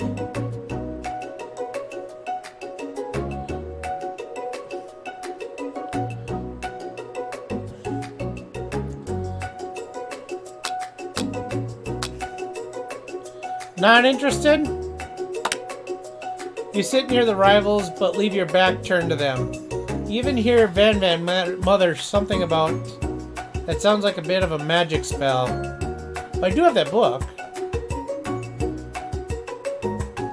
However, he notices you eavesdropping. You try and cover your tracks and improvise an excuse. Ahem. It's time for class and you're distracting the rest of us who want to learn. Really? The dog isn't even in. Sprinkles is not in the classroom. Now you've upset him. Oh, and you're the Emperor of Cooking, are you? You make the rules? Ugh. I'm not sure you know a good meal if I ate it. Or... Let me try that again. I'm not sure you know a good meal if it ate you.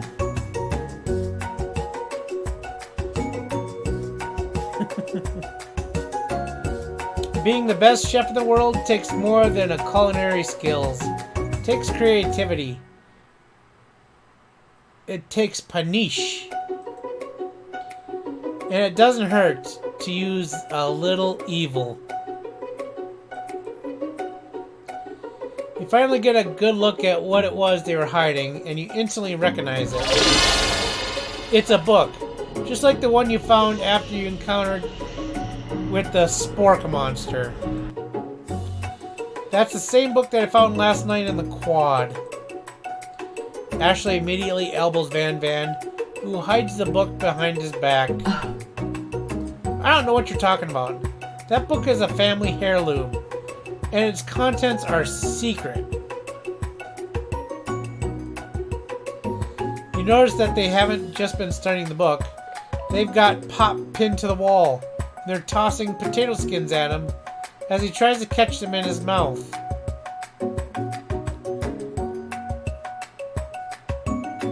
So, yeah. Again, just no words. We're playing, he. You're still holding your fucking juice box. And they're throwing potato skins at your mouth. While you're pinned up on the wall. Yeah, I kinda like KFC. Before you can dig in any further, you're interrupted by the arrival of more students. It's almost time for class. beep, beep. Clank must be running late. He's in such a hurry that he rolls right over Van Van's meaty foot.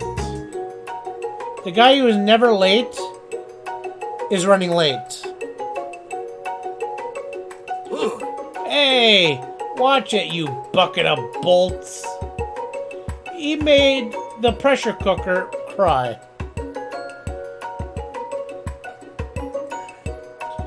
You watch how you talk to him. He didn't do anything.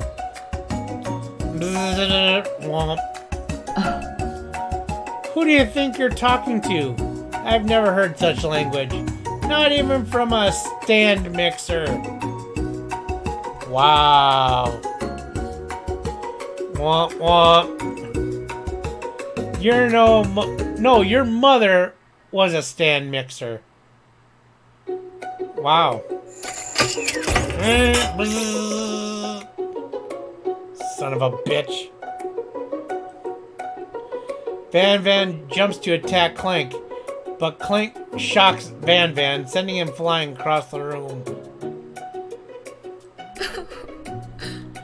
Protect me, Colonel Sanders. These crazed men are about to come to blows. I think it must be over me, but I'm not interested in either of them. Yeah. Ashley's tone has completely changed in an instant. She bats her eyelashes at Colonel Sanders. Surely he must know that it is a ruse, right? Gentlemen, get a hold of yourselves. Save it for the arena. At last. Or don't. Honestly, what do I care? I got a lofty career aspirations to focus on. Maybe I can help you with that business plan. She's still gotten chicken legs up there.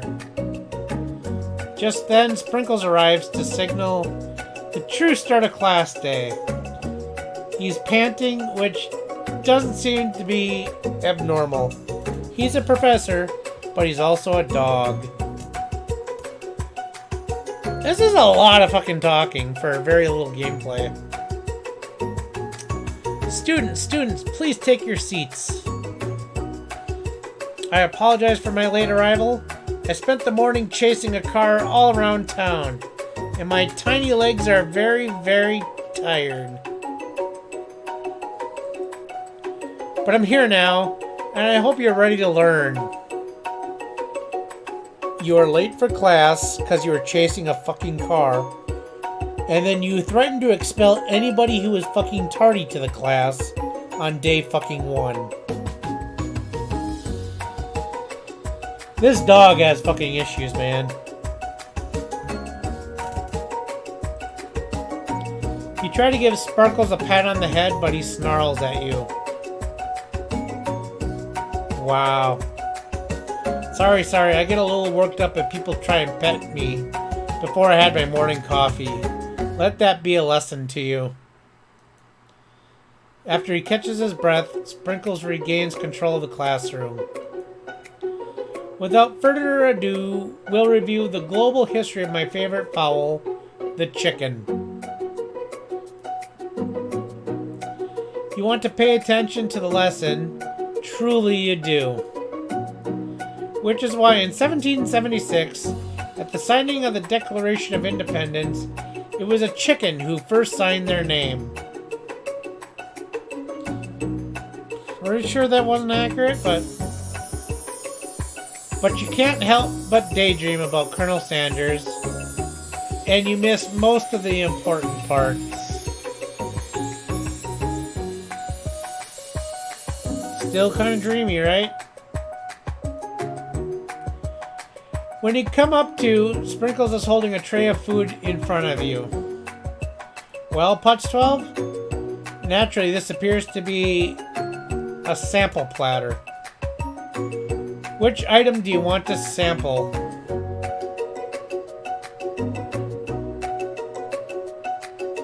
Sample a glass of water, a shimmering pepper, or a dog biscuit?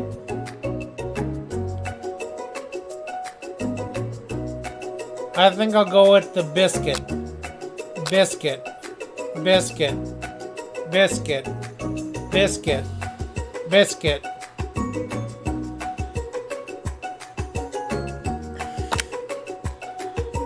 Because of the shape it's baked in, you assume the dog biscuit is a treat made by Sprinkles, an example of his own culinary talents, perhaps.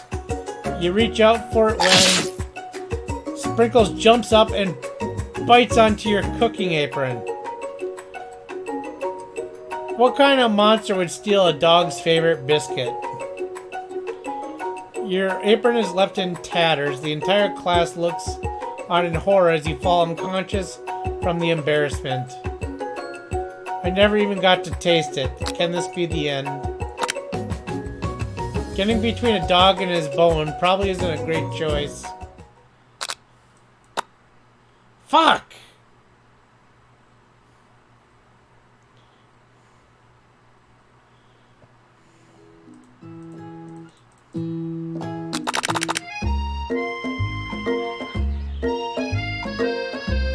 Gotta go through all this shit again.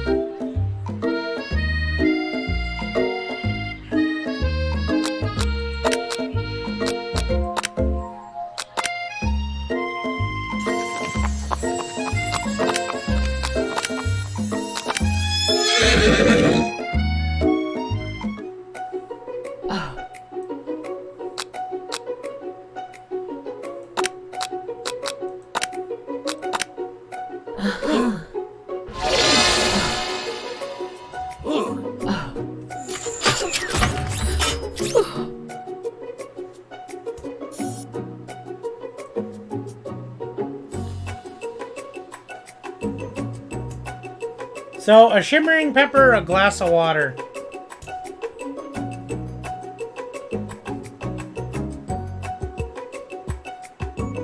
Pepper.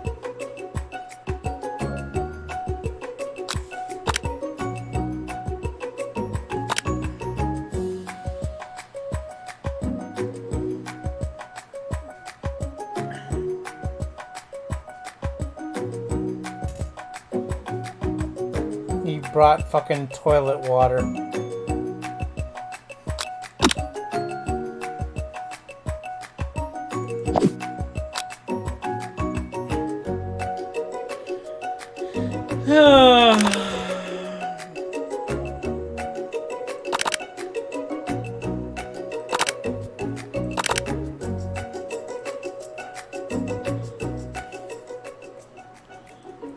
I'm tired of reading this shit.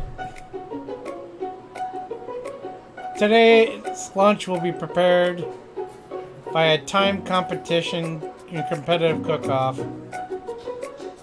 The level of theatrics with these two is off the charts.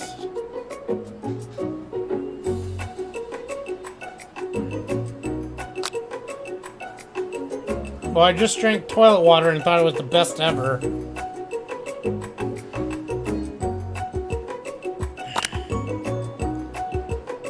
Bit of lunchtime competition, eh? Count me in. If I ever have to wipe the tables with you fools before I set my lunch down on it, then so be it. I'm not the fool. You're the fool, fool. Good one. Van likes your gumption, Putz. I'll be watching your performance. Just as things reach a boiling point, Sprinkle steps in. Surely you'll put a stop to this madness. Now, students, please settle down. This is a lunchroom, not a sportsing court. Finally, a little sense. You breathe a sigh of relief. At least not until we turn on the timer. Crazy dog. Just then, a huge light blasts you in the face, flashing the words, "Timer ready." That's what I'm talking about. Arr! I stand corrected. The hard way builds solidly a foundation of confidence that cannot be swept away. And that's an original quote by me, in case anyone's wondering. I hope it's a message lifts you to victory. Like a diamond, it was formed under pressure, and now is my chance to shine. I will defeat you myself.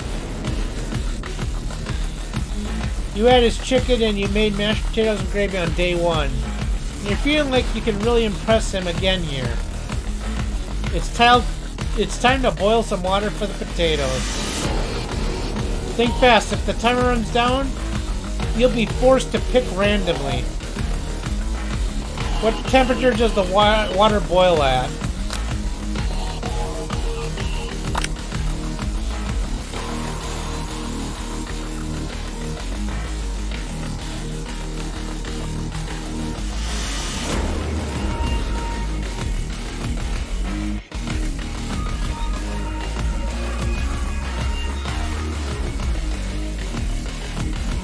It's 100 degrees Fahrenheit. You're going to need to season the chicken before you cook it. You don't know Colonel Sanders' recipe exactly, but you have an idea. How many herbs and spices?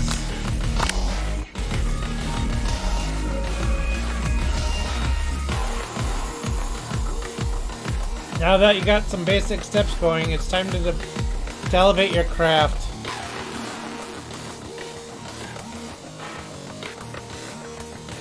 Yeah, I was about to say, it's like 212 degrees Fahrenheit or some crap.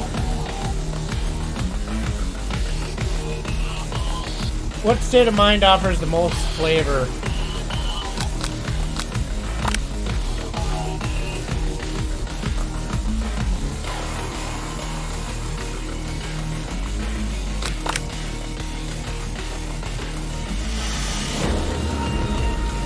When you were a child, your father told you never to forget where you came from.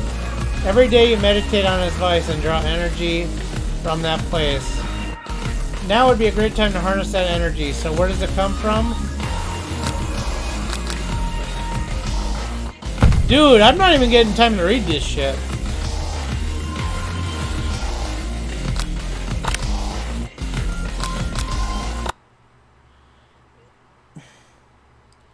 That timer is insanely fast.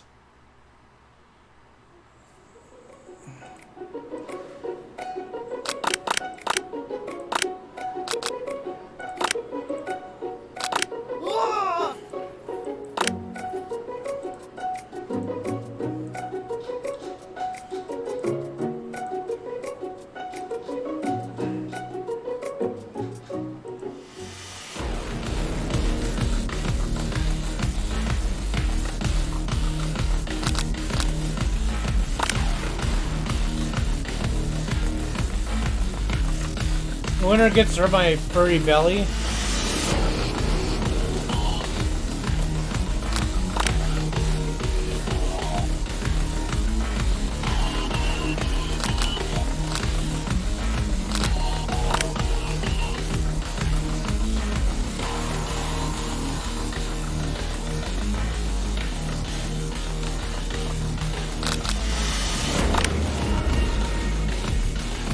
Arrgh! You try and shut out the noise of the arena and focus on your cooking.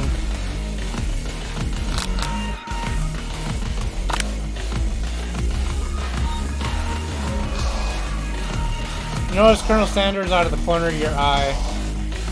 I believe in you, Putz.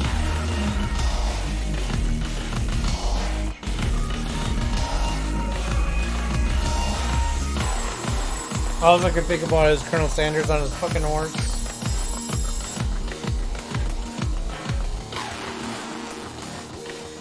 Dude, I can't even read the fucking question before that.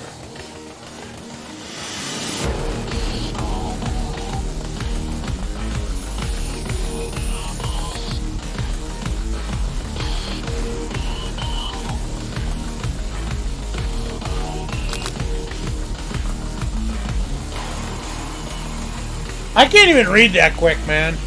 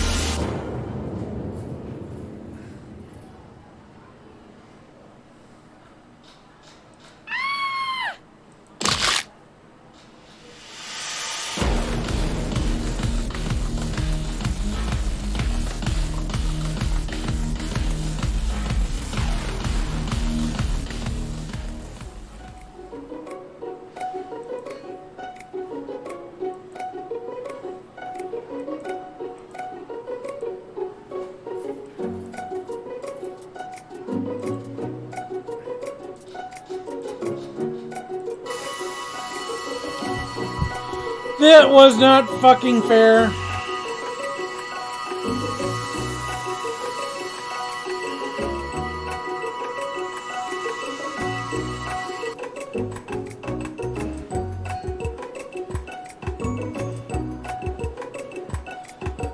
Fried cheese croquette atop a slice of honeycomb, ice cream 2 ways, tender knot, and a pearl blueberry gully. Colonel Sanders seems intrigued, but perhaps not impressed as he dips his finger into the chocolate sauce. Simplicity is not your strong suit, is it, Ashley? He placed the sauce-covered finger onto his lips.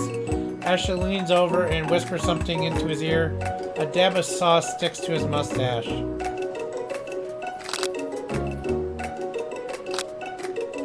I gotta put myself in between the two. Colonel Sander recoils and brushes you back. This goatee just isn't a fashion statement, it's also functional. I was saving that flavor for later. I definitely needed to try again.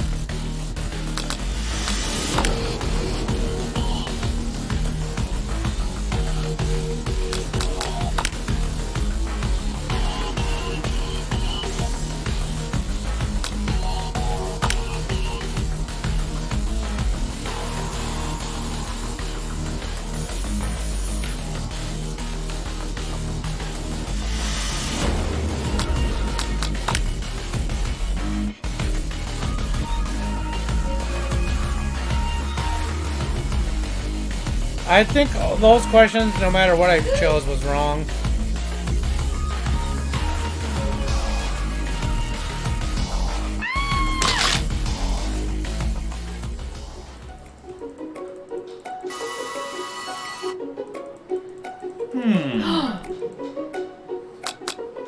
Internalize the rage.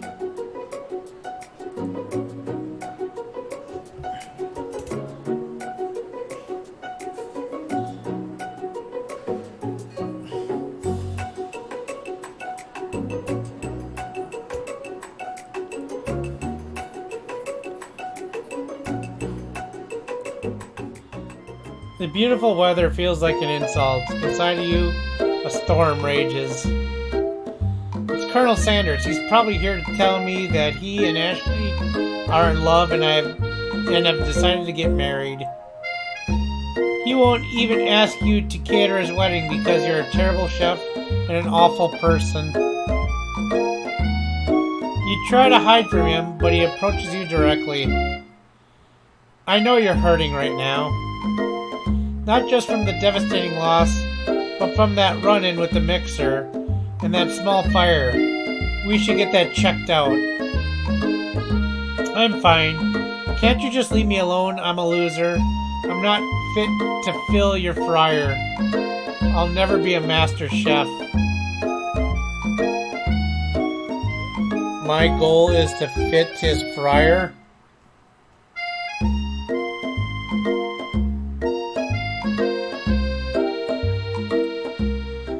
Failure is a part of life, not just for you, but for all of us. Do you think I've never failed at anything before? That's exactly what I think. Well then, think again. It wasn't always the man you see before you. Enrolled in culinary school. Incredibly handsome. Successful. Motivated. Well, handsome, sure. I was born that way. But I've walked other paths and arrived at dead ends. I was passionate about life, but I've failed as an obstetrician. I was passionate about justice, but I failed as a lawyer. I was passionate about livestock, But I even failed as a mule handler. That one was especially humiliating. Mules can be so cruel. I lost my business partner to a gunfight. I didn't know. People see my delicate ribbon tie and my well-kept beard and assume that I've got it all together. Which is true now, but it hasn't always been. Sounds like this guy could really use a hug. I resolved then that I was going to mount to something. No amount of hours, labor, or money would deter me from giving the best I had to give. As Colonel Sanders changes focus, you could see something ignite inside of him. A burning passion. It's like KFC finger looking good or something? Simulation? I don't know. Something like that. One has to remember that every failure can be a stepping stone to something better. My new dream is pure. It's honest. It's something that a humble man in a crisp white suit can be proud of. I will create a new chain of chicken restaurants that will bring joy to the entire world and make up for my past misdeeds. Yay! Just as your moment grows intimate, you're interrupted by a threatening, shadowy presence. The battle scarred from the night before, you're prepared for the worst. It's the Spork Monster! Gorko, the Spork Monster, is here to fight a hero. Is anyone else feeling a bit of deja vu? I'm sorry, Gorko, but I could have sworn we've already battled you last night. That was Borko, my twin, and I, Gorko, am here to avenge them. Are you stronger than Borko? Well, we're twins, so no, not really. We're pretty much exactly equal in every way. Why do you ask? Colonel Sanders smirks. He's already on the same page as you. It's just that we beat Borko pretty easily. But I don't think you should have much of a chance. Not to mention, I feel really guilty about that. If I could take it back, I would. I think what Putz is saying is, can't we just be friends? Life is too short for making enemies.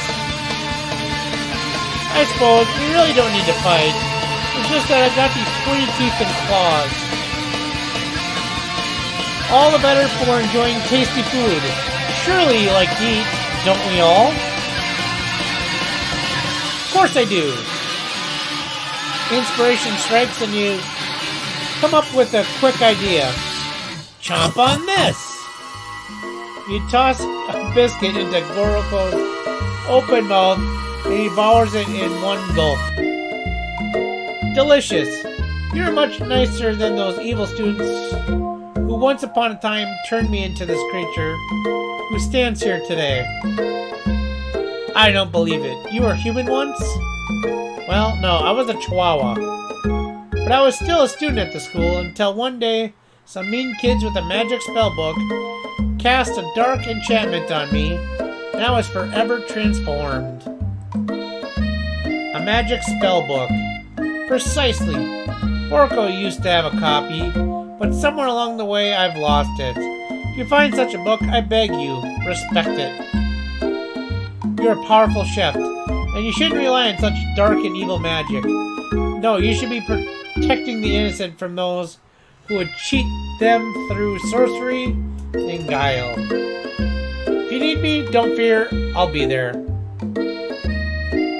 Sounds like there are some bad cooks in the kitchen of life. Putz, together I am sure we can defeat them.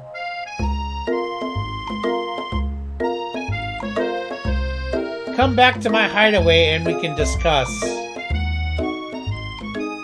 A personal invite? You can't imagine what Colonel Sanders' home must be like, but it sounds like you're about to find out. Stepping in Sanders' home, surrounded by his things, you start to feel a special bond with him. Look, there's the camel!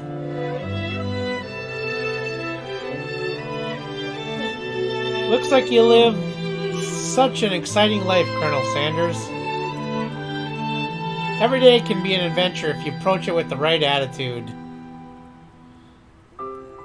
I think that is Baby Sanders with a drumstick. Long ago, I made the decision never to stop searching, never stop working, never stop imagining. Have you been working on any new recipes of your own lately? I'm always excited to talk about food with another ambitious chef. Well, there is something. It's just a little side dish that I've been tinkering with, trying to find the right balance of flavors and textures. I'm not sure if I've nailed it yet, but I'm close. Colonel Sanders' eyes perks up as he starts to wonder what dish you might be describing. I mean, it's meant to be paired with something spicy, or something crispy, or both, perhaps. Now you got him right where you want him. Should you reveal your new creation to him, or keep it a secret, just for you?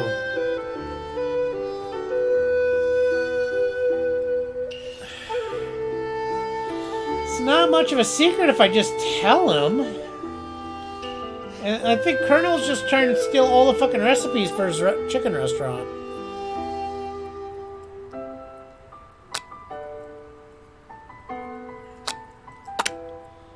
You decided that you're as ready as you'll ever be to share your original cooking with Colonel Sanders. Before you could talk yourself out of it, you decided to dive in head first. You reach into your lunch bag for a special dish that you've been keeping on ice all day. I present to you my original coleslaw. The shredded cabbage dish glistens in the light of Colonel Sanders' Lux Hideaway.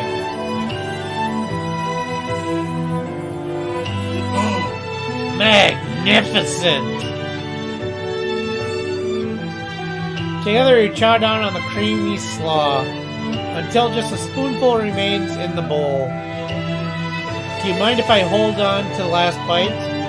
I like to have it around so that I can admire its taste later and think back on this moment. You just want to fucking steal my goddamn fucking recipe, you son of a bitch. You want to break that shit down and figure it fucking out. I know you. Son of a bitch. You could offer to make him more, but it seems like a very sentimental way, or a kind of guy. Sure, why not? Please make yourself comfortable. I'll be back in a moment. You realize that now would be the perfect time to do some snooping. Around the room are various items that you can look closer at. Each item seems to radiate memories and emotions. Tap on an item to discover more about the Colonel.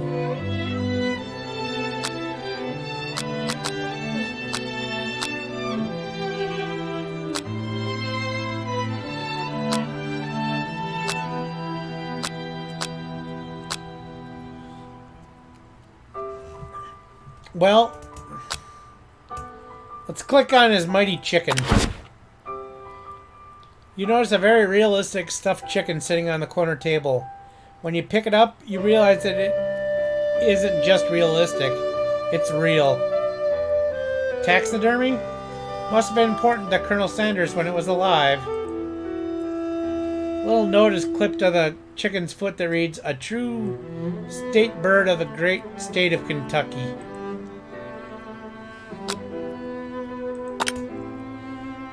You gaze out the window across the vast lake and mountain range beyond. Just then oh god, the student.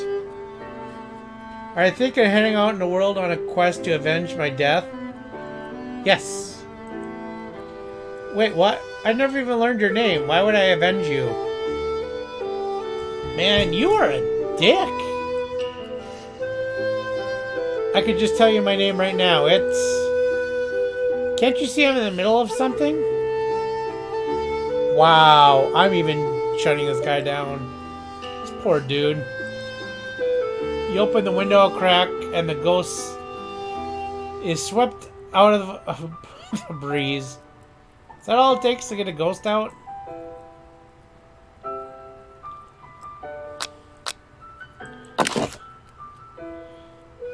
A little adorable baby boy crawls across the floor. From the goatee and mustache combo he sports, you figure that must be the Colonel himself. That, or maybe it's the drumstick that he seems to be waving like a rattle. Who frames a baby picture of just themselves? Probably the same type of person who would make their own face the logo of a company they founded, am I right?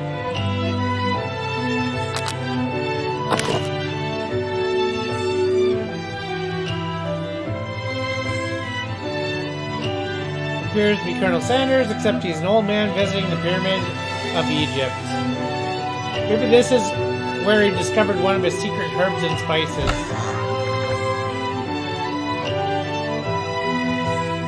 The door opened.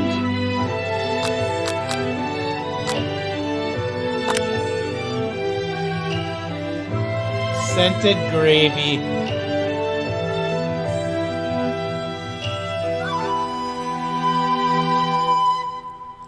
It's one of the secret recipe ingredients. It's...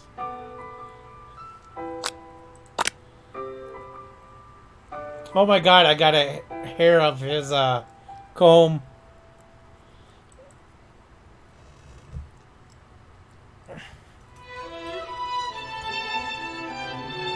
Spun silver.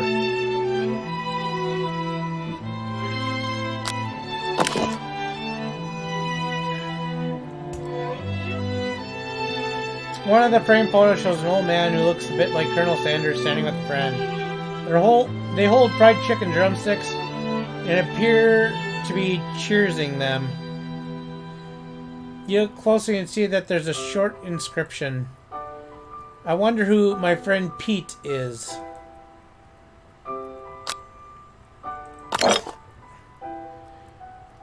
I take a closer look at the urn on the nearby pedestal. There's a plaque on it. It's dusty, but when you wipe it off, you can read the inscription. It says, "Here lies the ashes of all my past careers and business failures." Poor guy.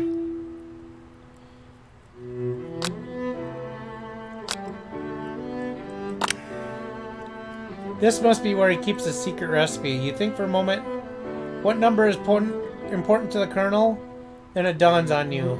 As soon as you turn the dial 111111, the safe opens. Inside, you find a single note.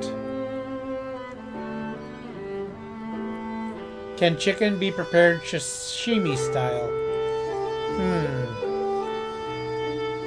With that, I'll be right back, guys.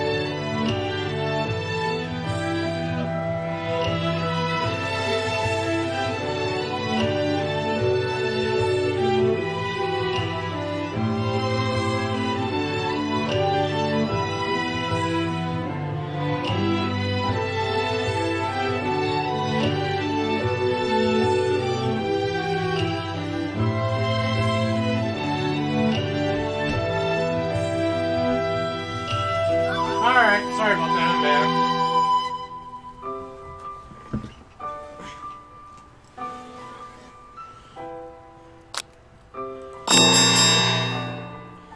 You open the door to Colonel Sanders' closet and find a row of his signature white suits hanging within. You take off one off its hanger and try it on. This jacket is a bit big for you, but it's soft and comfortable. You give yourself a deep hug, breathing in its scent. They say the home is where the heart is. Is this what they meant?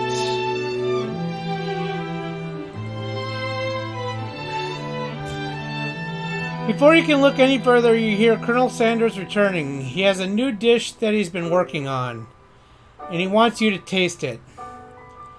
You try to act casual until he asks you why you're wearing his jacket. Aww. I don't usually loan those out, but I must say it does look good on you. Oh crap, the jacket. You forgot to take it off.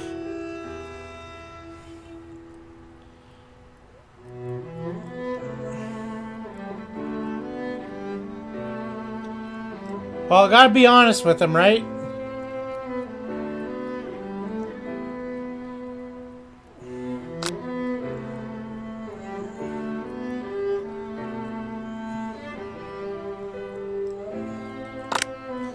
You confess. I think I've developed feelings for you. I might be developing feelings for you too, but I'm concerned. I can't let anything get in the way of my dreams. Overwhelmed, you take off the jacket and run for the door. But the thought of leaving Colonel in the midst of such an emotional breakthrough gives you pause. You stop yourself.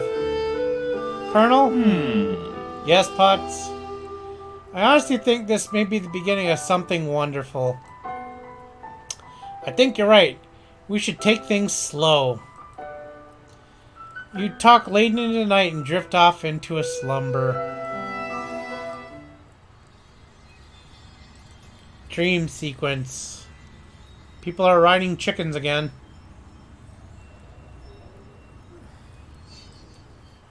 You wake to a beautiful morning in Colonel Sanders' hideaway. Did you make the right decision on how to respond to Colonel Sanders? Only time will tell. So instead of going home to go to bed, I slept at his house. After just knowing him for 2 days, I'm already sleeping at his house.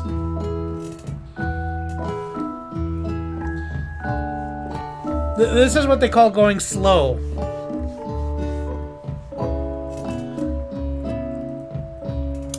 Today is the only day that could change the rest of your life.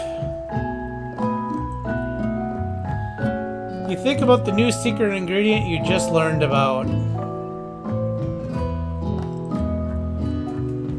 In some jurisdictions, whatever it is, isn't even legal. But if the recipe is a secret, how will they know? It's fucking cocaine, isn't it? Your thoughts are interrupted when Colonel Sanders emerges into the room. He's holding a gorgeously plated breakfast, and your mouth waters at the sight of it. Here's a simple breakfast I just whipped up. It's delicious. You need gravy on those biscuits. You taste Colonel Sanders' food and it takes you on a journey. When you return, he's waiting to ask you an important question. So, would you like to say that we're the perfect match? How presumptuous. My cuisine and your taste buds, that is. Such confidence, such grace. Could he be the world's greatest gift to cookery?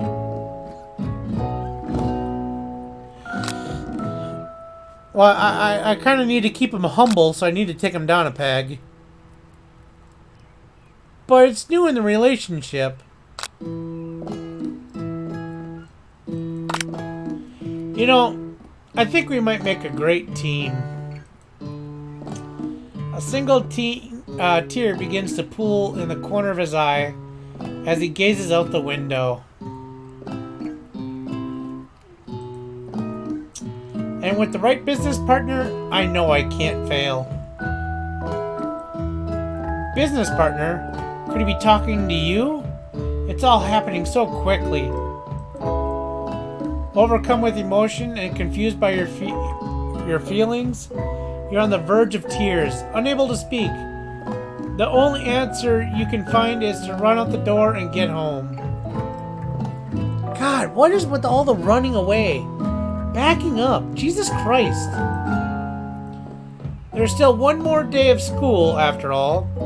The University of Cooking School Academy for Learning waits for no one. You get home to find something very surprising. Your best friend is there waiting for you. I slept at the Colonel's house. Not in my bed. Where have you been? Just told you. Because I had one heck of a night. I've been desperate to talk to you about it, but I couldn't find you. I got worried that something had happened to you. It's okay, I was just... But now that it turns out you're fine, I can finally get you up to speed on the saga of Miriam. You know what? I don't even give a shit about the fucking saga of Miriam. Sure, but you will not believe what happened to me after school yesterday. I went on a date. Okay. I think I can believe that. Yep. Since I've been partnered up with Clank, he asked me to go out with him. And of course I told him, you better keep your dials turned on polite and respectful. I'm not that kind of girl. Dude, she is more than that type of girl. More than that type of girl. But he was just interested in spending some one-on-one time together and getting to know me. So I said, yeah, sure. I can get to know the little metallic guy. Oh my god, she's after his little metallic guy. Oh my god. What the fuck?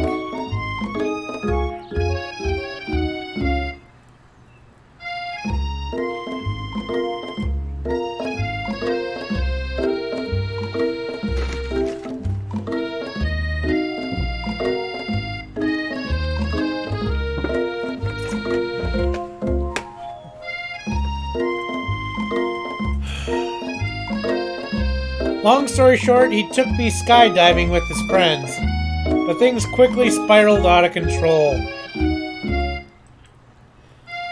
Did she just say skydiving as if that's a typical first date to go on with a talking pressure cooker?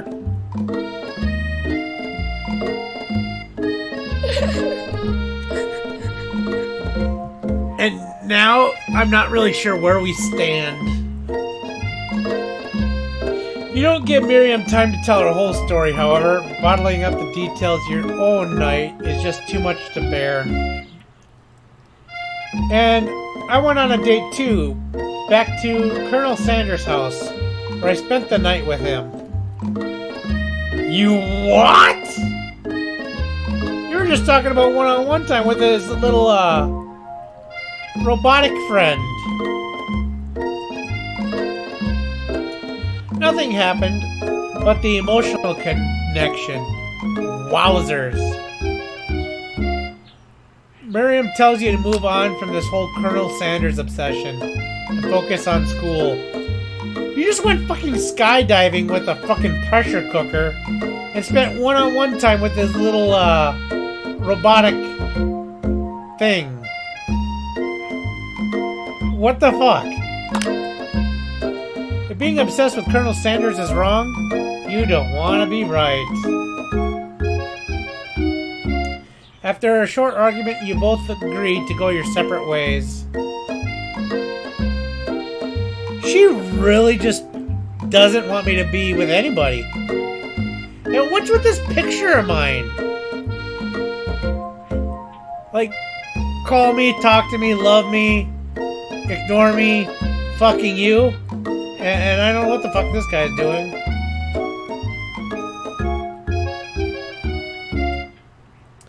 When you arrive at school, you encounter your rivals in the quad.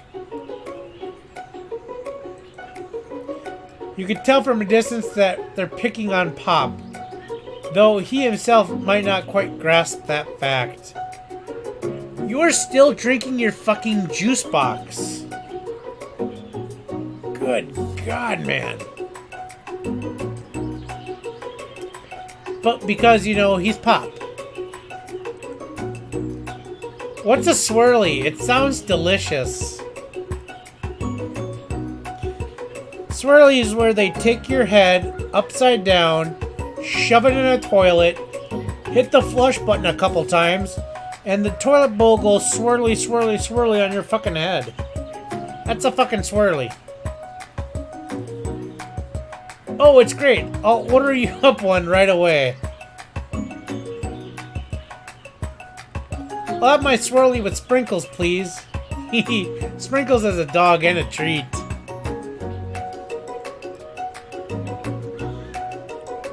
Wow. You can't get a swirly. You can get your swirly dip too. Well, now I don't think she knows what a swirly actually is, and she's getting awfully kinky here.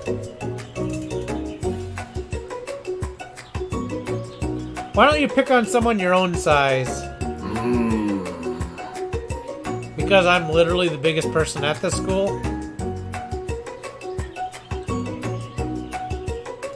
There's that horse that Colonel Sanders rides to school, but who would dare pick on such a gentle and beautiful creature? Ugh. You got some nerve, Putz, suggesting that I pick on a defenseless horse? Now you're twisting my words, and I won't have it. You clench your fists, but the injury from yesterday's mixer accident makes you wince with pain. Doesn't look like you can go on cooking like that. Might as well just give up. I'll never give up. Ever! Colonel Sanders arrives just as it appears things are close to boiling over. A naturally intuitive person, he senses that something has been going on. Is everyone excited for the final day of school? Putz, how's that hand feeling? I'm sure you'll be back in fighting form by this afternoon. You want me to fight this asshole? Okay. Aren't you concerned about my hands, Colonel? Yesterday, I almost broke a nail winning so hard.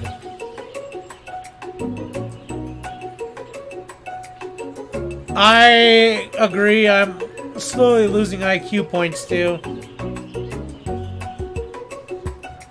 Technically, I don't believe a winner was decided, but your presentation was quite impressive. What is he doing complimenting her? But what about the flavor of my delicate, warm, gooey chocolate sauce? It was clear that you were passionate about how your food was received. That's a lot of words to say it was bland. Excuse me, Putz. I am more than capable enough to speak for myself. Oh, bitch! Maybe you could tell me more of your thoughts as we walk to class, Colonel. I'm always interested in discussing the fine art of fine foods. See you inside, Putz. Oh, damn. Annoyed by Colonel Sanders' inability to see Ashley for who you know she really is, you walk across the quad to get some distance. In an attempt to distract yourself from how slighted you feel by the interaction with Ashley, you take out the spell book you received yesterday and start flipping through the pages. Oh, this isn't gonna go well. Oh, that's a book. It looks like bad news. It's just something I found lying around. It appears to be some sort of grimoire. But I really don't believe in that magic stuff. A grimoire? Like a book of spells? I don't know. Who would spend so much time decorating a magic book if it weren't really powerful? I can think of one surefire way to find out. You open to a page covered with arcane warnings. Cast only in the case of extreme emergency. It says around the edges of the page. I could use this spell here that says it'll erase anyone I choose from all my memories. If I scrub out the Colonel Sanders, it would probably help me focus better on the upcoming final exam. Wow. Well, I'm not going to remember a single herb and spice. That is way too drastic. Couldn't you do something else, like anything else? Not rooted in dark magic? Maybe tie a string around your finger.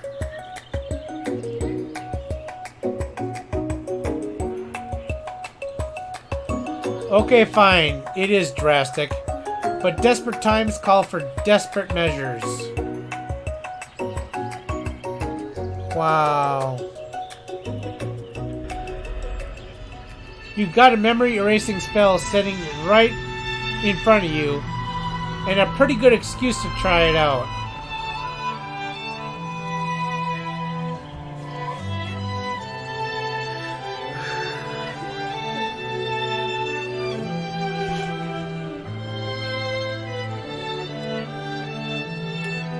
I can't do it, man.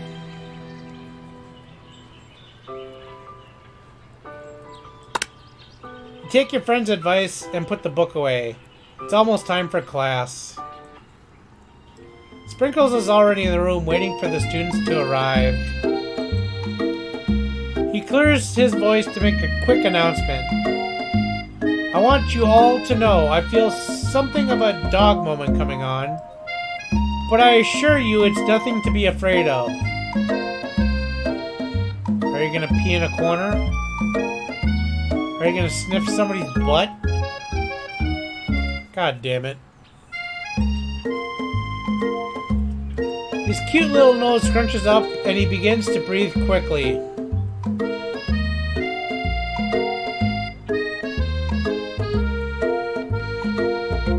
He must be hungry. Reach for some old homework to give him a snack, or he can be unpredictable, especially Sprinkles. Wait and see what happens.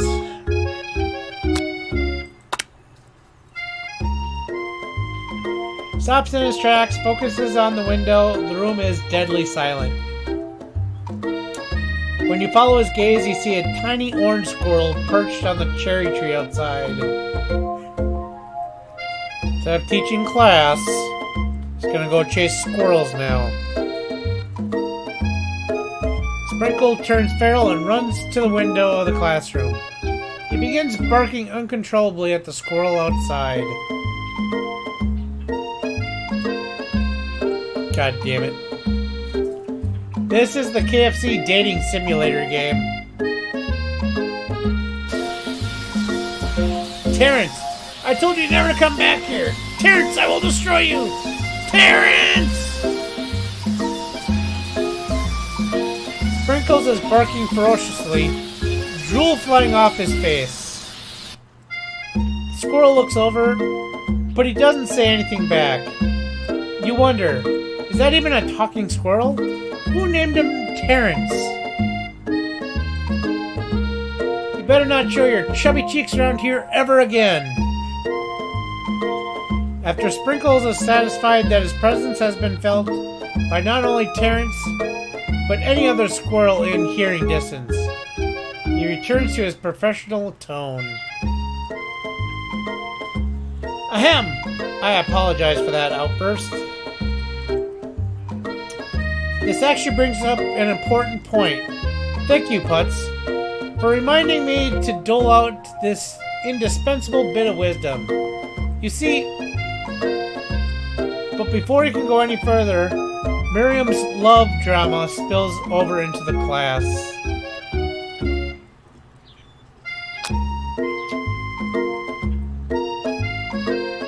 Sparks are even in the back of the class. Ooh.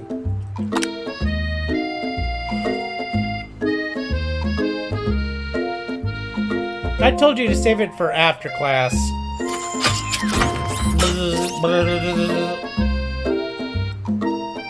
I think I wanted to be thrown from a plane strapped to a stranger. Miriam and Clank appear to be arguing, but you still haven't learned to speak Clank's language of mechanical noises. But no, you're to show off to your cool kid friends, Jeff and Joan. J&J forever.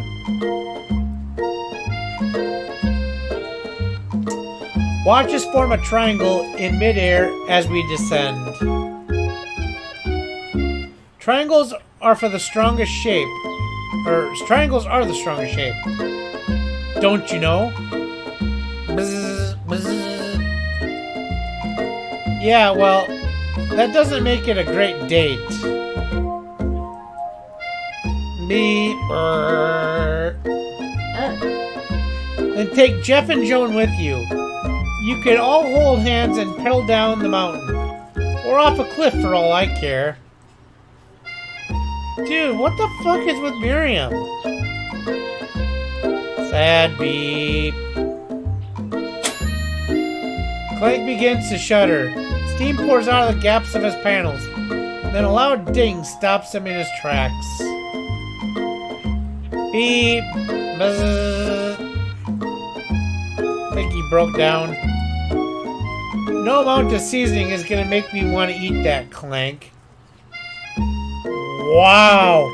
What is she eating off Clank? You know she was already with little Clank. She was all up in his panels. Wow.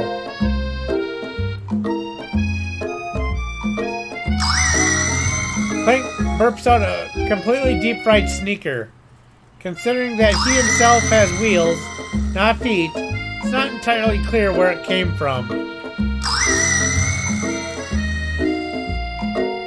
In terms of deep-fried deep-friend footwear, I guess it looks okay. Clank slowly rolls out the room to be alone with his shoe. Everyone tries to pretend like they didn't see that entire thing go down. Nothing like a loud public breakup to cast a pall over the final day of school. Well, that was unfortunate. But we mustn't be distracted from what lies ahead. The final competition, Showdown Challenge Exam. I'm still working on the title, but I think you get it. Test time approaches. See you all in the arena.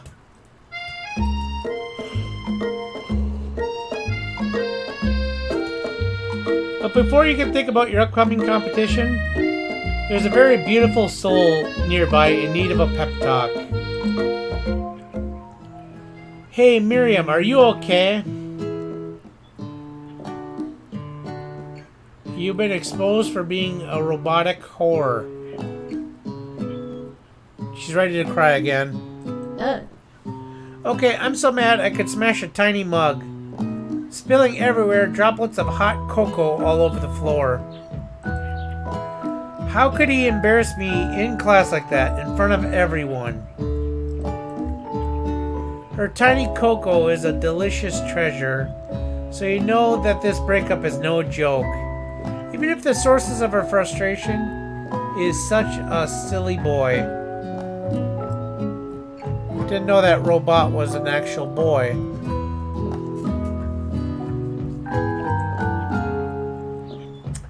I know that you know this, but I'm gonna say it out loud. You don't need anyone. So, you can be single for the rest of your fucking life. You don't need anybody. Good advice. Good advice.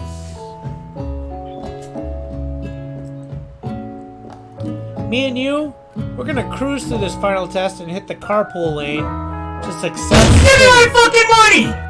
Nuts 12 nuts 12 nuts 12 nuts 12 nuts 12 nuts 12 nuts 12 nuts 12 nuts 12 nuts 12 nuts 12 nuts 12 Fuck Minecraft, play Fortnite instead. Putz 12 rages at KFC dating simulator lol.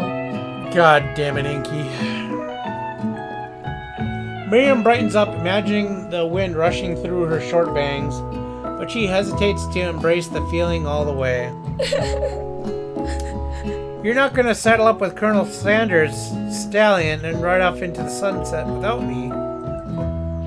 Of course not. Well, maybe sorta, but I'm sure there's this pony out there with your name on it, and a ranch big enough for the both of us, and whoever else we want to bring along. Yeah. If it's not Pop or Clank or anyone else you meet today, tomorrow, or this whole year, so what? You're a special person who shouldn't settle for the first someone to show a little interest anyhow. Okay, that's, yeah. Don't show interest. Gotcha. Miriam gives you a big hug and wipes away the tears from her cheeks. I should really review my menu for today. I'm going to make a very special soup. And I bet that Professor Dog is going to love it up. Yeah, about your soup. While you're pep-talking Miriam, you completely missed lunch. But that's okay, because you had a better idea of how to spend the time before your exam. If you go in hungry, it's not a good thing. You decided to head to the arena early to practice a dish. This is it. The location of your final challenge.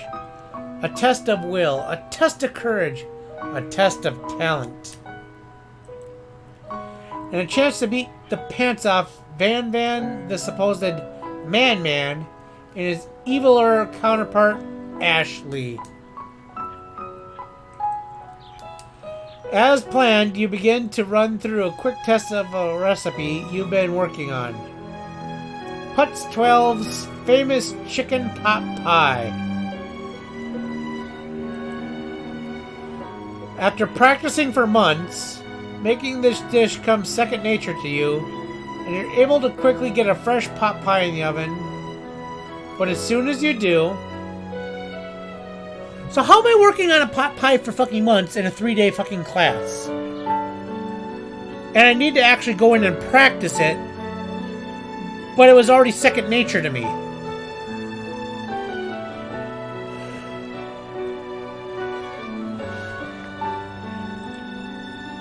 Your cram session is interrupted by Colonel Sanders. Son of a bitch. Putz, what are you doing here? There is still time before the final exam.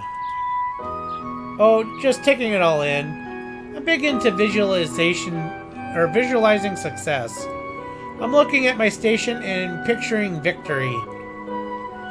The pot pie has begun to bake. The smell is slowly filling the space around you. Visualizing, huh? That's too bad. I was hoping you were here cooking something delicious. You'd usually happily share your food with anyone who is hungry, but the last time you let Colonel Sanders get in your head, it cost you a cook-off. It's true. You decide that it's time to put your cooking above your romantic desires, but that decision gets hard to stick to when the oven timer goes off behind you. I might as well fess up. Okay, you got me. Crafty son of a bitch! He's gonna steal my pot pie recipe now. Doing a little bit more than visualizing. I know, my nose can smell a pot pie from 400 yards. That's an oddly specific distance, but you'd expect nothing less from such an oddly specific man.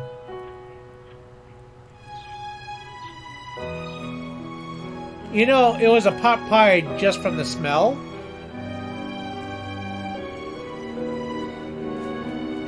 Not just a pot pie, but a chicken pot pie with an all-butter crust. And my nose is telling me something else. Oh no, is it burning? No, I can smell it was made with a heaping helping of TLC. But it'll probably start burning any second if you don't pull it out. The moment of truth.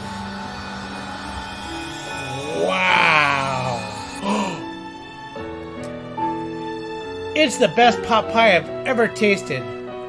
I've always loved country cooking, and I could eat this all day. Who told you to get your grubby fucking hands on my pot pie, you son of a bitch? This is my fucking final exam I'm working on. This is final preparation. You are not stealing my goddamn fucking recipe before a final exam, you fucking son of a bitch. Just saying. There's no time left. The final showdown is about to begin. Fucker's gonna steal it. It's gonna steal it. Sprinkles lays down the ground rules. There are no rules, that is. Except to cook with everything you've got.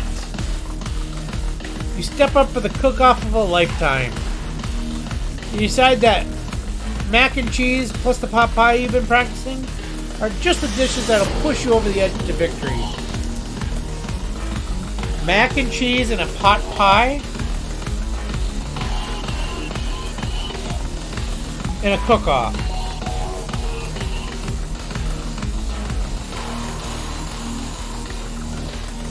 Meanwhile, both Van Van and Ashley are prepping wildly elaborate dishes per their usual over-the-top selves. Miriam has her giant magnifying glass and several sets of tweezers. She's definitely preparing to go big going small. Colonel Sanders seems to be harnessing his 11 herbs and spices, but he's trying to find a way to improve on something perfect. His original recipe fried chicken. He's gonna steal my fucking pot pie. Push chicken in my pot pie. Kinky. The intensity in the room starts off at a full 10 out of 10 with a frenzy of action. Everyone is calling out really cool special cooking moves as they prepare their food. Wow, this is getting serious. Colonel Sanders batters his chicken as it levitates through the air.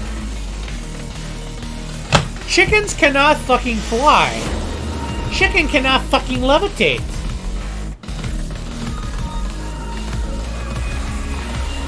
Egg wash! Miriam furiously injects ingredients into a itty bitty pot of broth.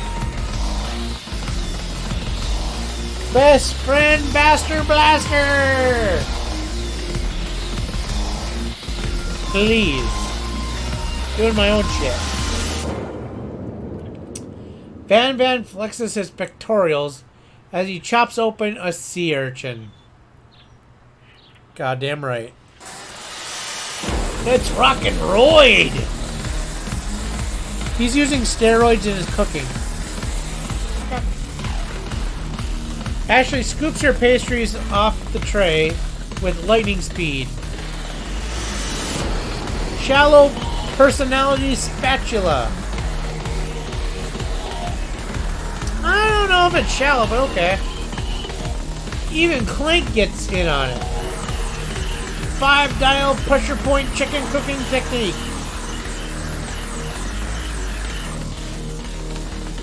Wait, when did Clank learn to speak English? Y'all never asked.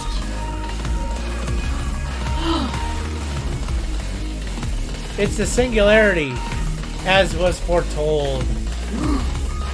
We mustn't let it happen, or the appliance's uprising will take us all. They're gonna kill Clank Clank. Self-destruct. Ban Ban quickly unplugs Clank and rolls him out the back door of the arena.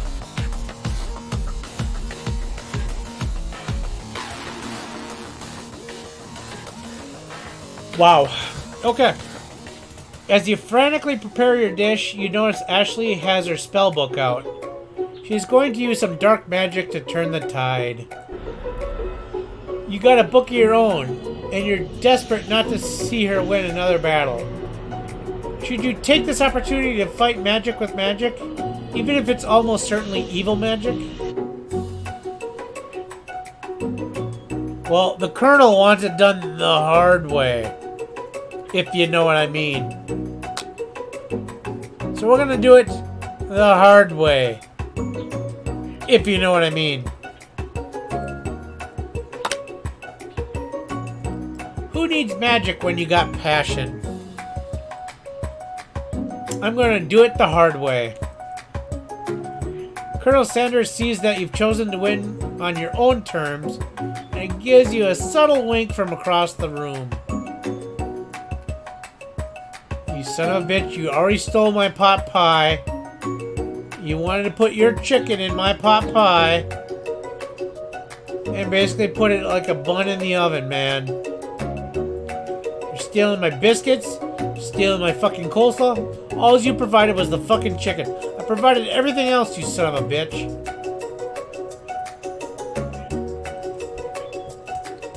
I believe in you, putz. Son of a bitch. Miriam notices too. Aww. And I've always believed in you, putz. Since we were little kids. Because I'm your best friend forever.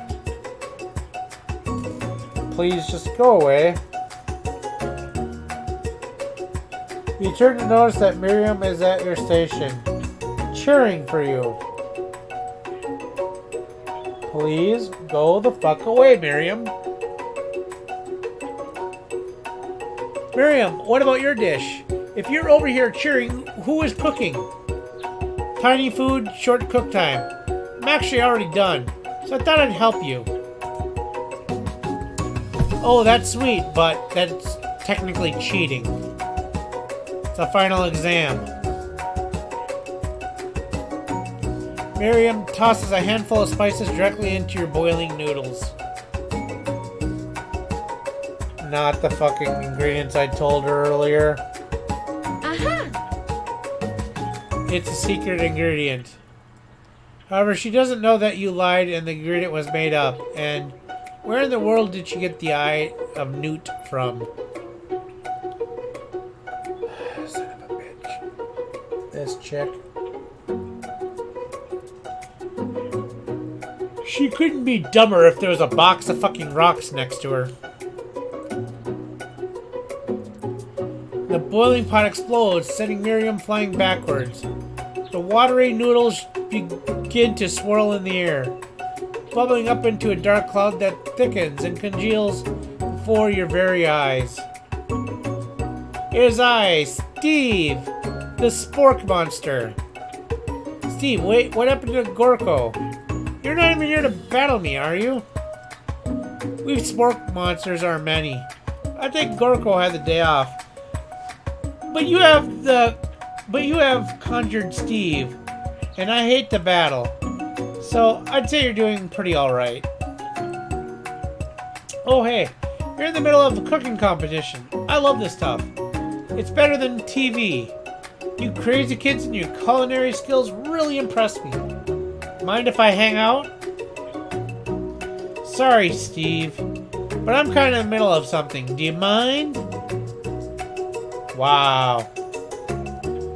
Steve the Spork Monster notices that you've got the Grimoire stashed beneath your cooking station. I see what you're up to. Crisscrossed some magical items. Accidentally summoned me, huh? Huh. Yeah, you guessed it. Sorta. If you're here, would you mind tossing me some fresh noodles in a pot of salted water? I'd love to. I always wanted to be a top chef, actually. You know, when I was just a little spork pup. back in the old country. You can feel a spork monster winding up to tell a very long and involved story. You just don't know exactly where they came from, but it seems like it was probably lonely there. Actually, you know what? Maybe you should go watch from the stands. I really need to focus on this competition. I understand. It's kind of like that time in Monster School that I had fallen asleep during scare tactics class, and when I woke up, he tossed a serious stare at Steve, and he takes the hint. Man, what a poor guy. Never mind, I'll tell you later. Good luck. Having suffered this huge setback, you don't know how you could ever win.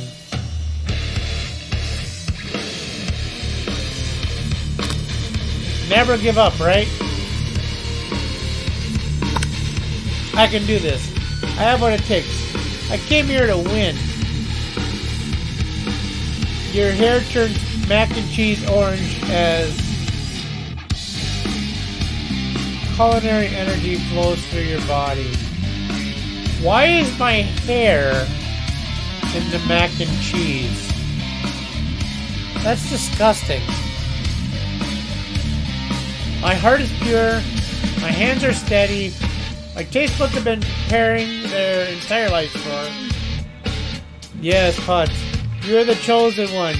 You will avenge me. The power you've been summoning immediately fades back out. You interrupted my inspiring monologue? Sorry. My heart is pure. My hands are steady. My taste buds have been preparing their entire lives for this moment. I will show the world my cookery. You begin to levitate off the ground. Energy courses through your body. What the fuck? You know that with this power you can do anything. Except turn back time. Which would be super useful because while you were powering up, your chicken pot pie overcooked in the oven and can't be served.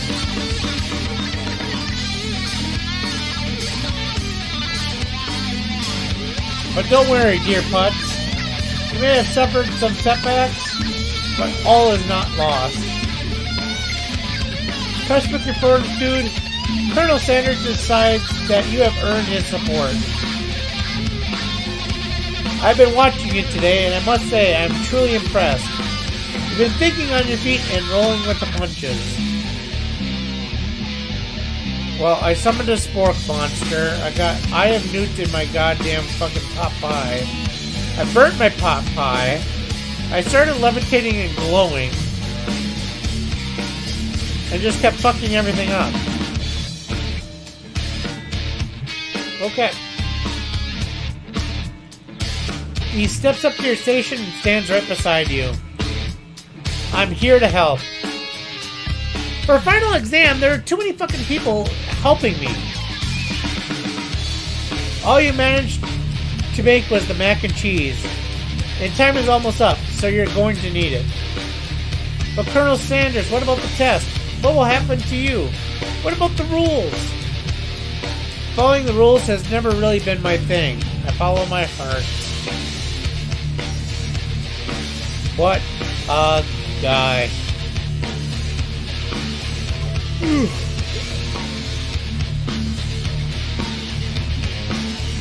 Colonel Sanders unfolds a delicate white towel to reveal the most delicious fried chicken tenders you've ever laid your eyes on. And besides, sometimes unexpected combinations can have surprising effects that surpass their individual efforts. Are you suggesting with combined forces we can make the perfect food union? Time's up, students. God damn it, Sprinkles. With time expired, it's the moment everyone has been waiting for. You must now prepare to present your dishes. A handful of students stand tall, but the class seems incomplete. Seems we're missing some students. Pop, Clank. From off screen, you hear a pure and innocent giggle that can only come from one student. Hee! I'm flying! Sounds like it's coming from that broom closet over there. He is flying on a fucking broom now, I swear to God. Miriam, would you mind? Inside of the closet, you see Pop hanging on the broom hook by the elastic of his underpants. Oh my God, they just hung him up and gave him an ultra wedgie. Pop, get down there get down from there right now.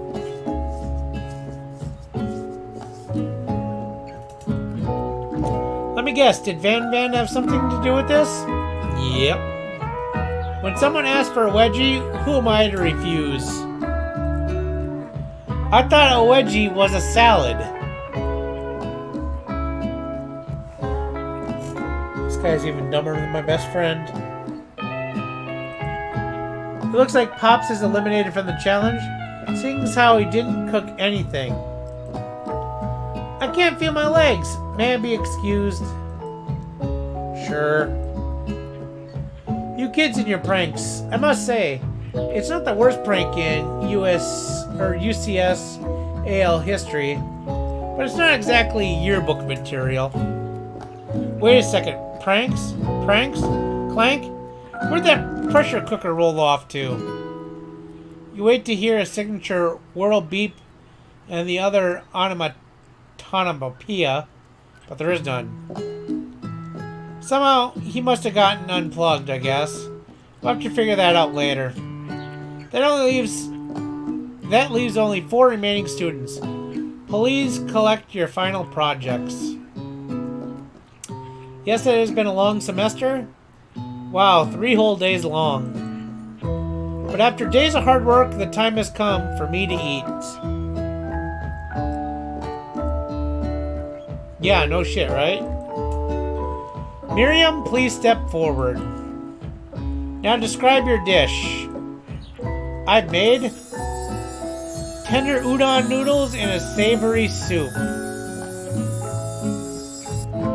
My word, it's so delicate.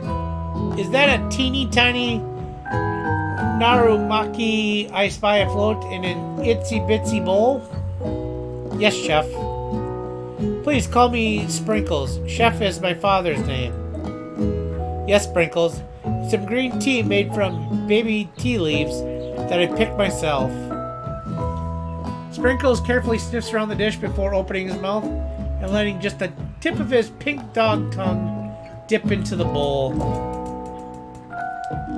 Sublime. Would anyone else like to taste?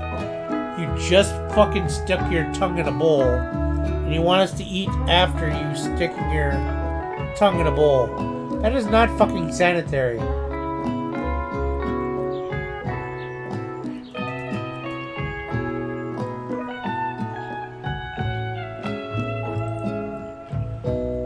Oh, come on. I'm not one of those dogs who doesn't floss. I even have a really cute electric toothbrush for dogs. Fine, I'll enjoy it all by myself. In a flash, the entire meal has been devoured. Not that it took much, it was just less than a thimble's worth of soup.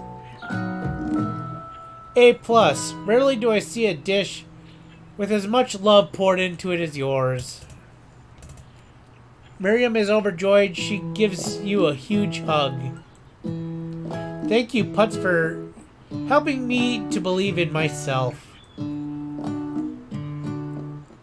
I told you to be by yourself, not to believe in yourself. Van, you're up. Now describe your dish. I made uni over smooth egg custard in an axe. They went urchin shell topped with caviar.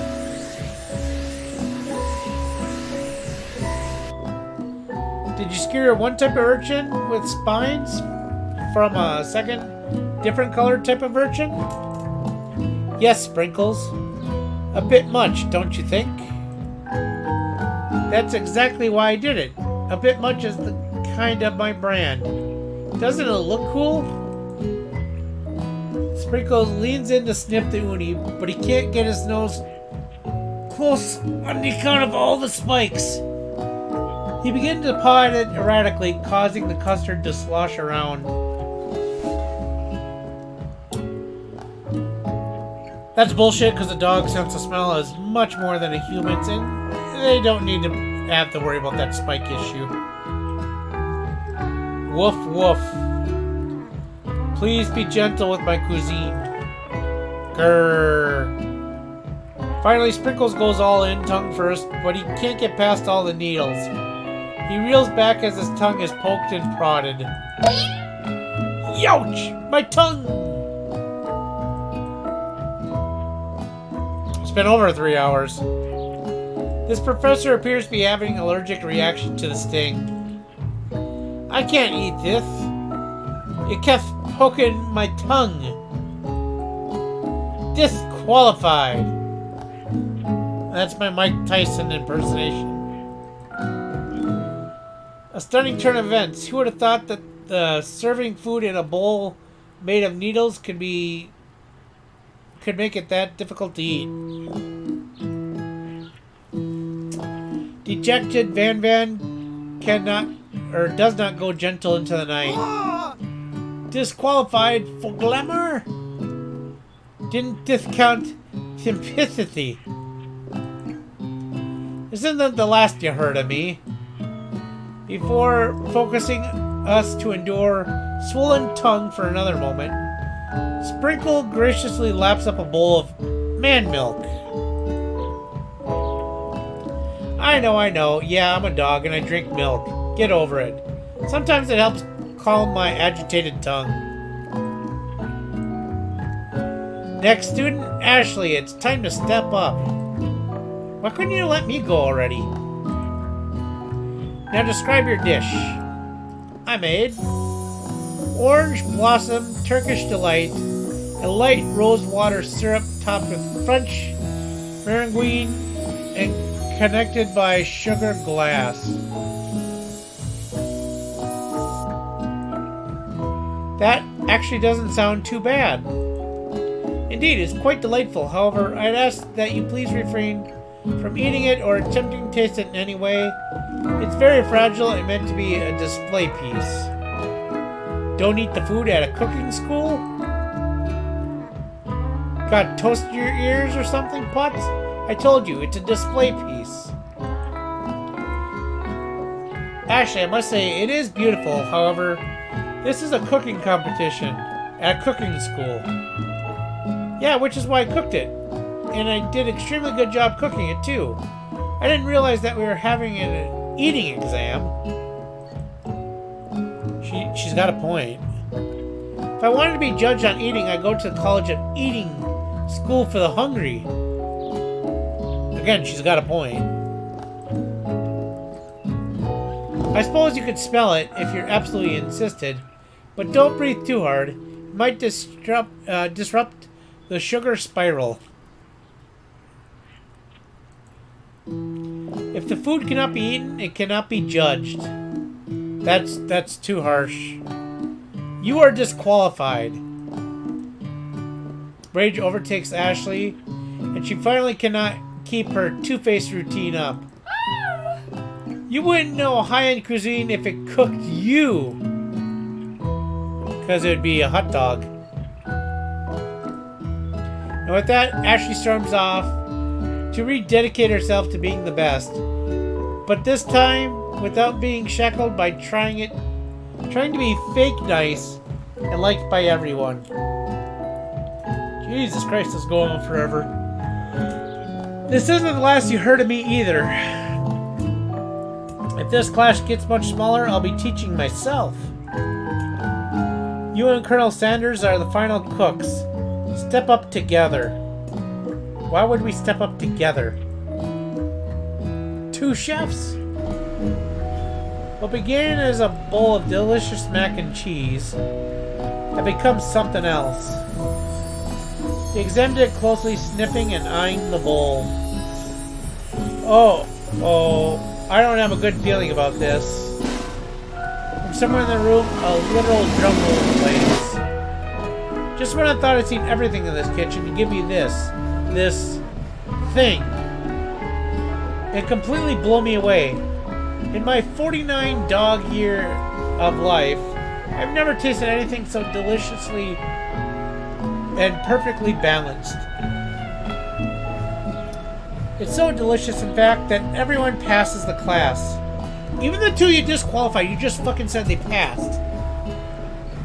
Why the fuck would everybody pass for a dish not made by all the students? Good God, this dog is a fucking moron, too. You pass, and you pass, and you get a pass. Everyone gathers around and partakes of the mac and cheese bowl. They all seem to transcend this reality into another dimension. You win. Together, you and Colonel Sanders have made a new menu item. The new menu item is so impressive that even Van Van and Ashley are drawn back in by its magnetic fragrance. It's just chicken tenders and mac and cheese. When they gaze upon your mac and cheese bowl, they admit that you are indeed an excellent chef. Sprinkles declares that you have passed. Everyone has passed. There were supposed to be more battles, but come on, how could they be better than this one? It's mac and cheese and fucking chicken tenders. Now that the school year is complete and everyone has graduated, the students return for one last assignment to get their groove on. Oh God, we're gonna dance. The cafeteria has been completely redecorated in order to serve as the site for the school's graduation dance. Compared to the massive high-tech cooking arena, the humble decor seems downright cute and cozy. DJ Dog in the house! Ow, ow, ow, ow! I never knew Sprinkles was a master chef. Or, you knew that Sprinkles was a master chef, but also a world-renowned turntablist? Who says you can't teach an old dog new tricks? Van Van and Ashley tell everyone that they've committed themselves to righting the wrongs they did while they were the villains. Okay. For a moment, you actually believe them. Not another haunting. No ghosts allowed at graduation. It's clearly written in the school bylaws. The student died on your watch. You are the professor. The fact is, you are actually liable for his fucking death. And now you're kicking him out.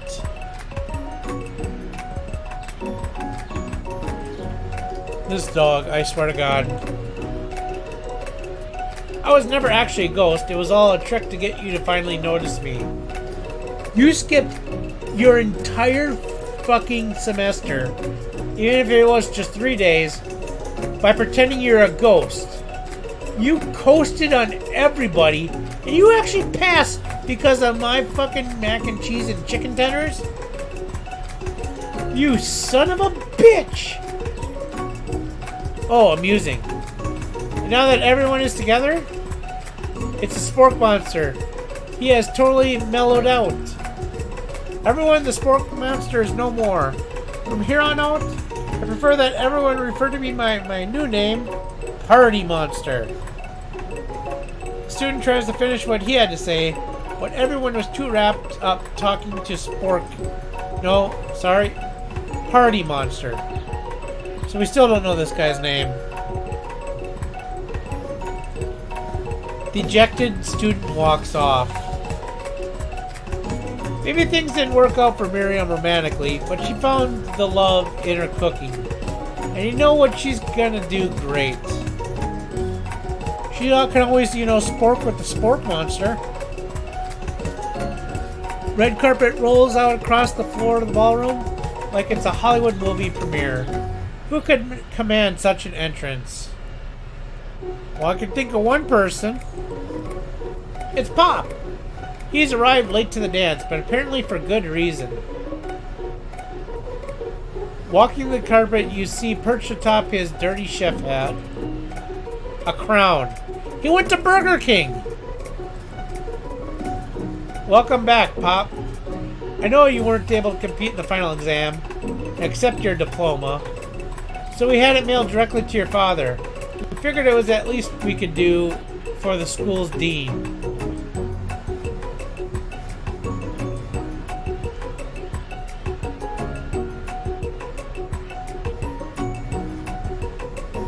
What?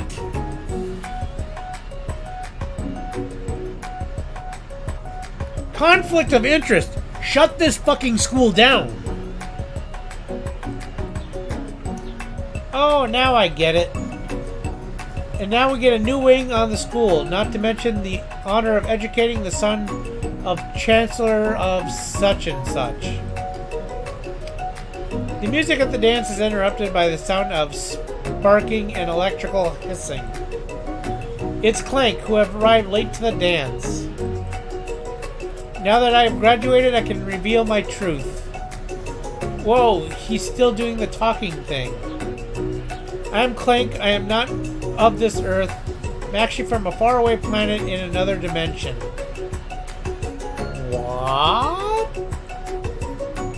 What? I actually feel like I knew it this whole time. Bullshit. Unless you're saying you just want to get your alien freak on. Was she part of the Area 51 raid? Oh my god, it makes so much sense now. Now that I've learned the ways of your kind, I must return. Miriam, will you come with me? He is asking to take her back to his planet to anal probe her. I don't know what to say. Besides, no, obviously. I've just begun to learn who I really am. This isn't the time for me to devote my life to figuring out who you are, Clank.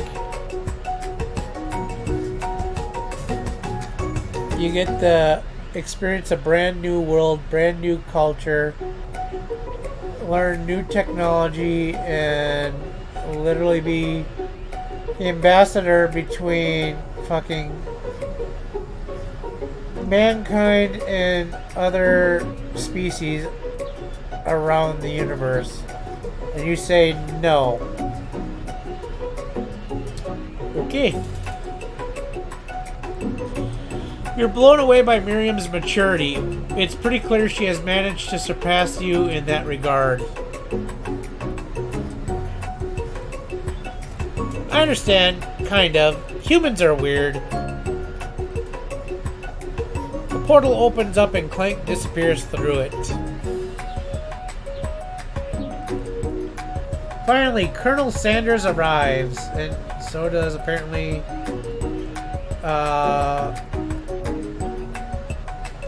Blossom's there.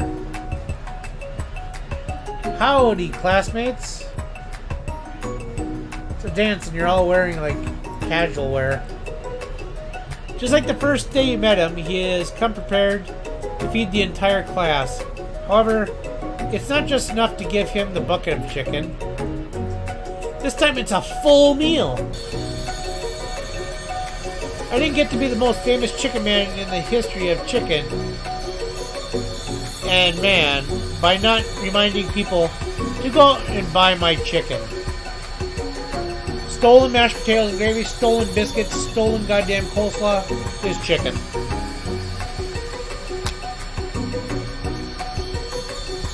The end. No, it's not the end. God damn it. As everyone feasts on their delicious chicken dinner, Colonel Sanders finds you sitting at the edge of the dance floor. Putz, what are you doing sitting all alone? Oh, you know, just waiting for the right person to ask me to dance. I wonder, might you tell me, what are the qualities that you would expect to find in such a lucky person?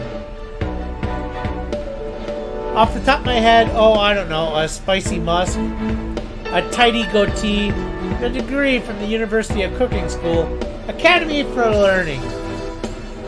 Just to name a few. It's truly my lucky day. Would you dance with me? Yes, I would love to. As you glide across the dance floor, hand in hand with Colonel Sanders, the future stretches out in front of you. And once my 100th franchise is up and running, I'll be ready to take a day off, and I'll be so glad to spend it together with you, Putz 12. How sweet. We'll work together and play together. Colonel Sanders stops dead in his tracks. Well, the dude is dead. Pretty sure he has more than 100 too. Work together? Well, I think this is something I need to do just by myself. You son of a bitch! You stole my fucking recipes! You stole my fucking everything! And now you're wanting to say fuck you? You're working by yourself? I'm opening up a lawsuit. I'm using this fucking game to base my fucking lawsuit on KFC to prove that this fucking game, they stole everything from it. They stole everything from me. They stole everything.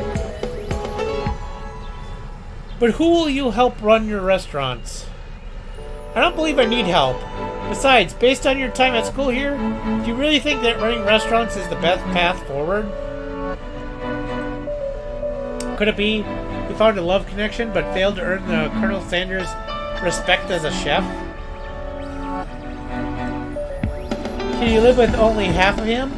Will you be able to endure sharing him with his other love, the life of an entrepreneur? I suppose I could enroll in pastry school. Oh my dear Putz, I'm sure that you'll find your place eventually. Along the way, you'll have me by your side. Stealing all my fucking creations. The end. Fuck that shit!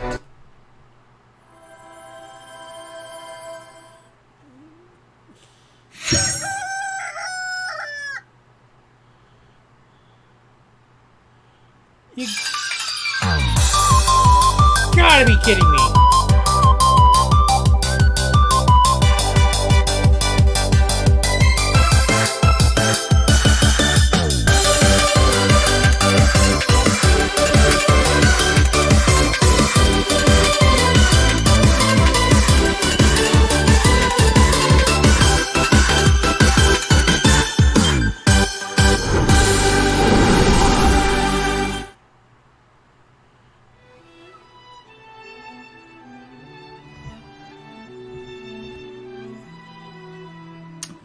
I love you, Colonel Sanders, a finger-licking good dating simulator.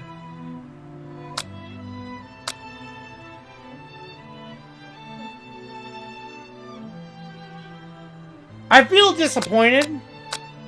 Not gonna lie.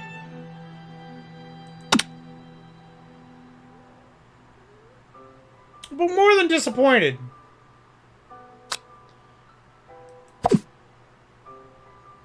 He stole my food, my passion, just to say he's gonna take it for himself and go on his own.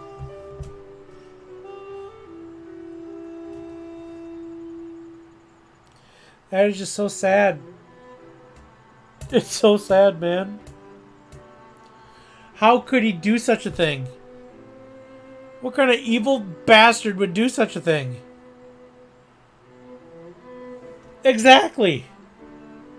It's not right.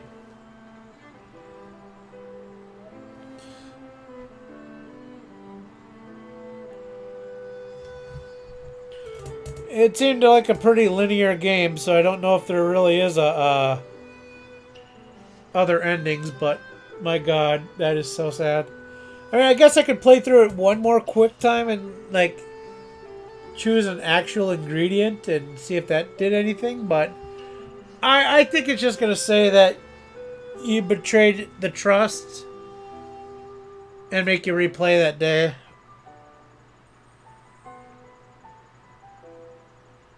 But yeah, that's just sad. That is very sad. Very, very sad.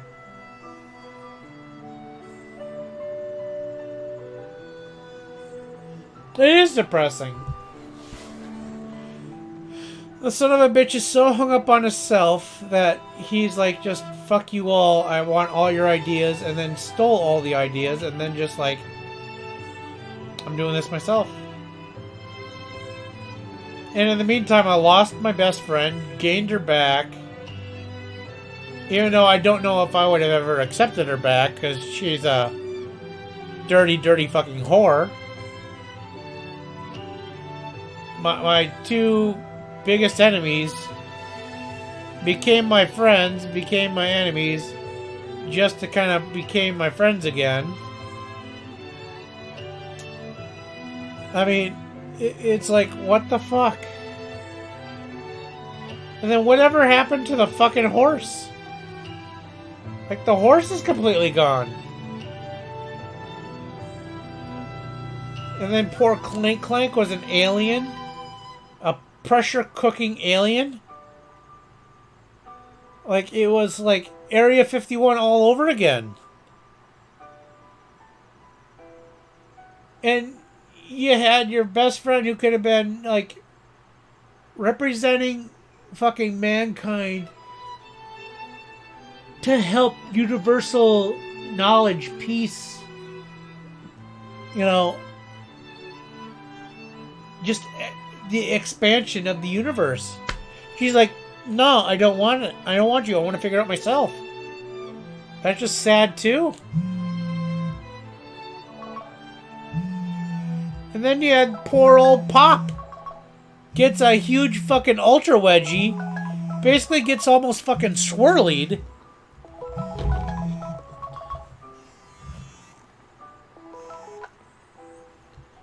Hello. Hello?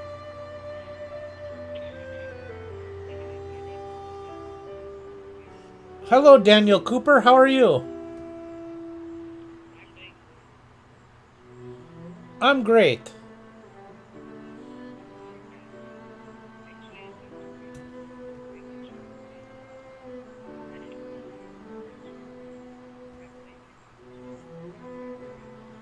I actually don't have a car right now.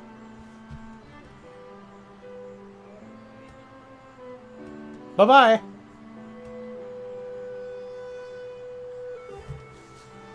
Another car insurance crap. So yeah, I mean, this was nothing but heartache. It had fucking, you know, a lot of bullying. A lot of fucking, you know, leftist kind of thing. And the worst fucking part about this is that we had to fight the Spork monster, and I had to fucking defend by going defensive, and I rolled into a fucking ball. Fucking scared. That is bullshit. Like, where's the fucking offense? Like, what the fuck, man? I rolled up in a ball and begged for fucking help. I'd rather have died than act like that fucking coward.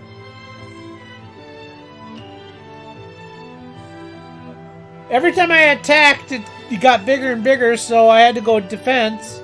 And the minute I went defense, I fucking got on the ground and rolled into a fucking ball. Just to have the Colonel come save me.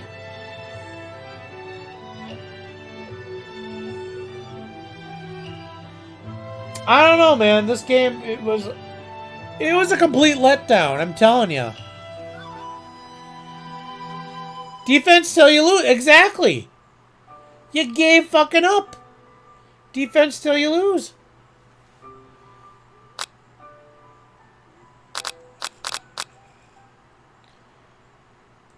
Alright.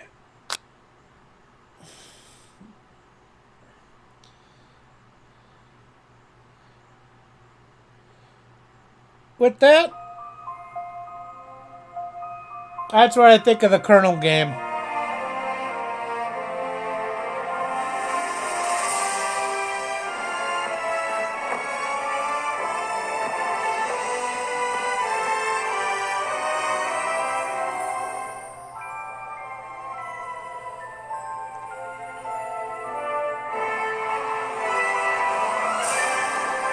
And to be honest with you, I'm getting kind of hungry.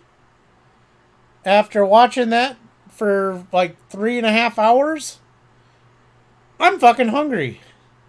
I'm gonna go get some chicken. It's Monday night. It is wing night. I'm gonna go get some fucking chicken. There is not a KFC within about 45 minutes at least of here.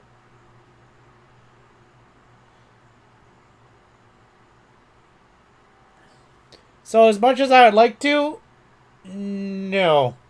No KFC. We don't have any chicken places here other than like grocery stores. Or like mom and pop shop kind of things. I'm still working on that, Mel. Currently, the Discord, I do have an option where you could definitely watch movies on the Discord. But the volume settings are kind of whack on it. But it's definitely a thing that can happen. So join the Discord and maybe we'll do movie time one night. Again, update is later this week. I will be basically home alone for like almost like 2 weeks. So I'll be able to do a lot more evening streams. I'll be able to do just a lot more everything. 24-hour stream maybe. Who knows? I doubt that, but you know. Might be able to talk into it. I could stream all hours of the night. Even on weekends. So, yeah. If I do a movie night, I want to do the Cobra Kai series.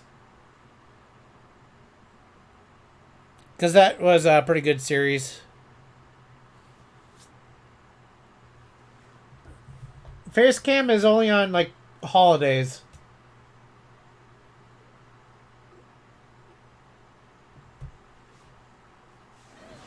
So, alright, I will catch you laters. And remember, Colonel Sanders is a dick because he stole my fucking chicken. That son of a bitch. Alright, later.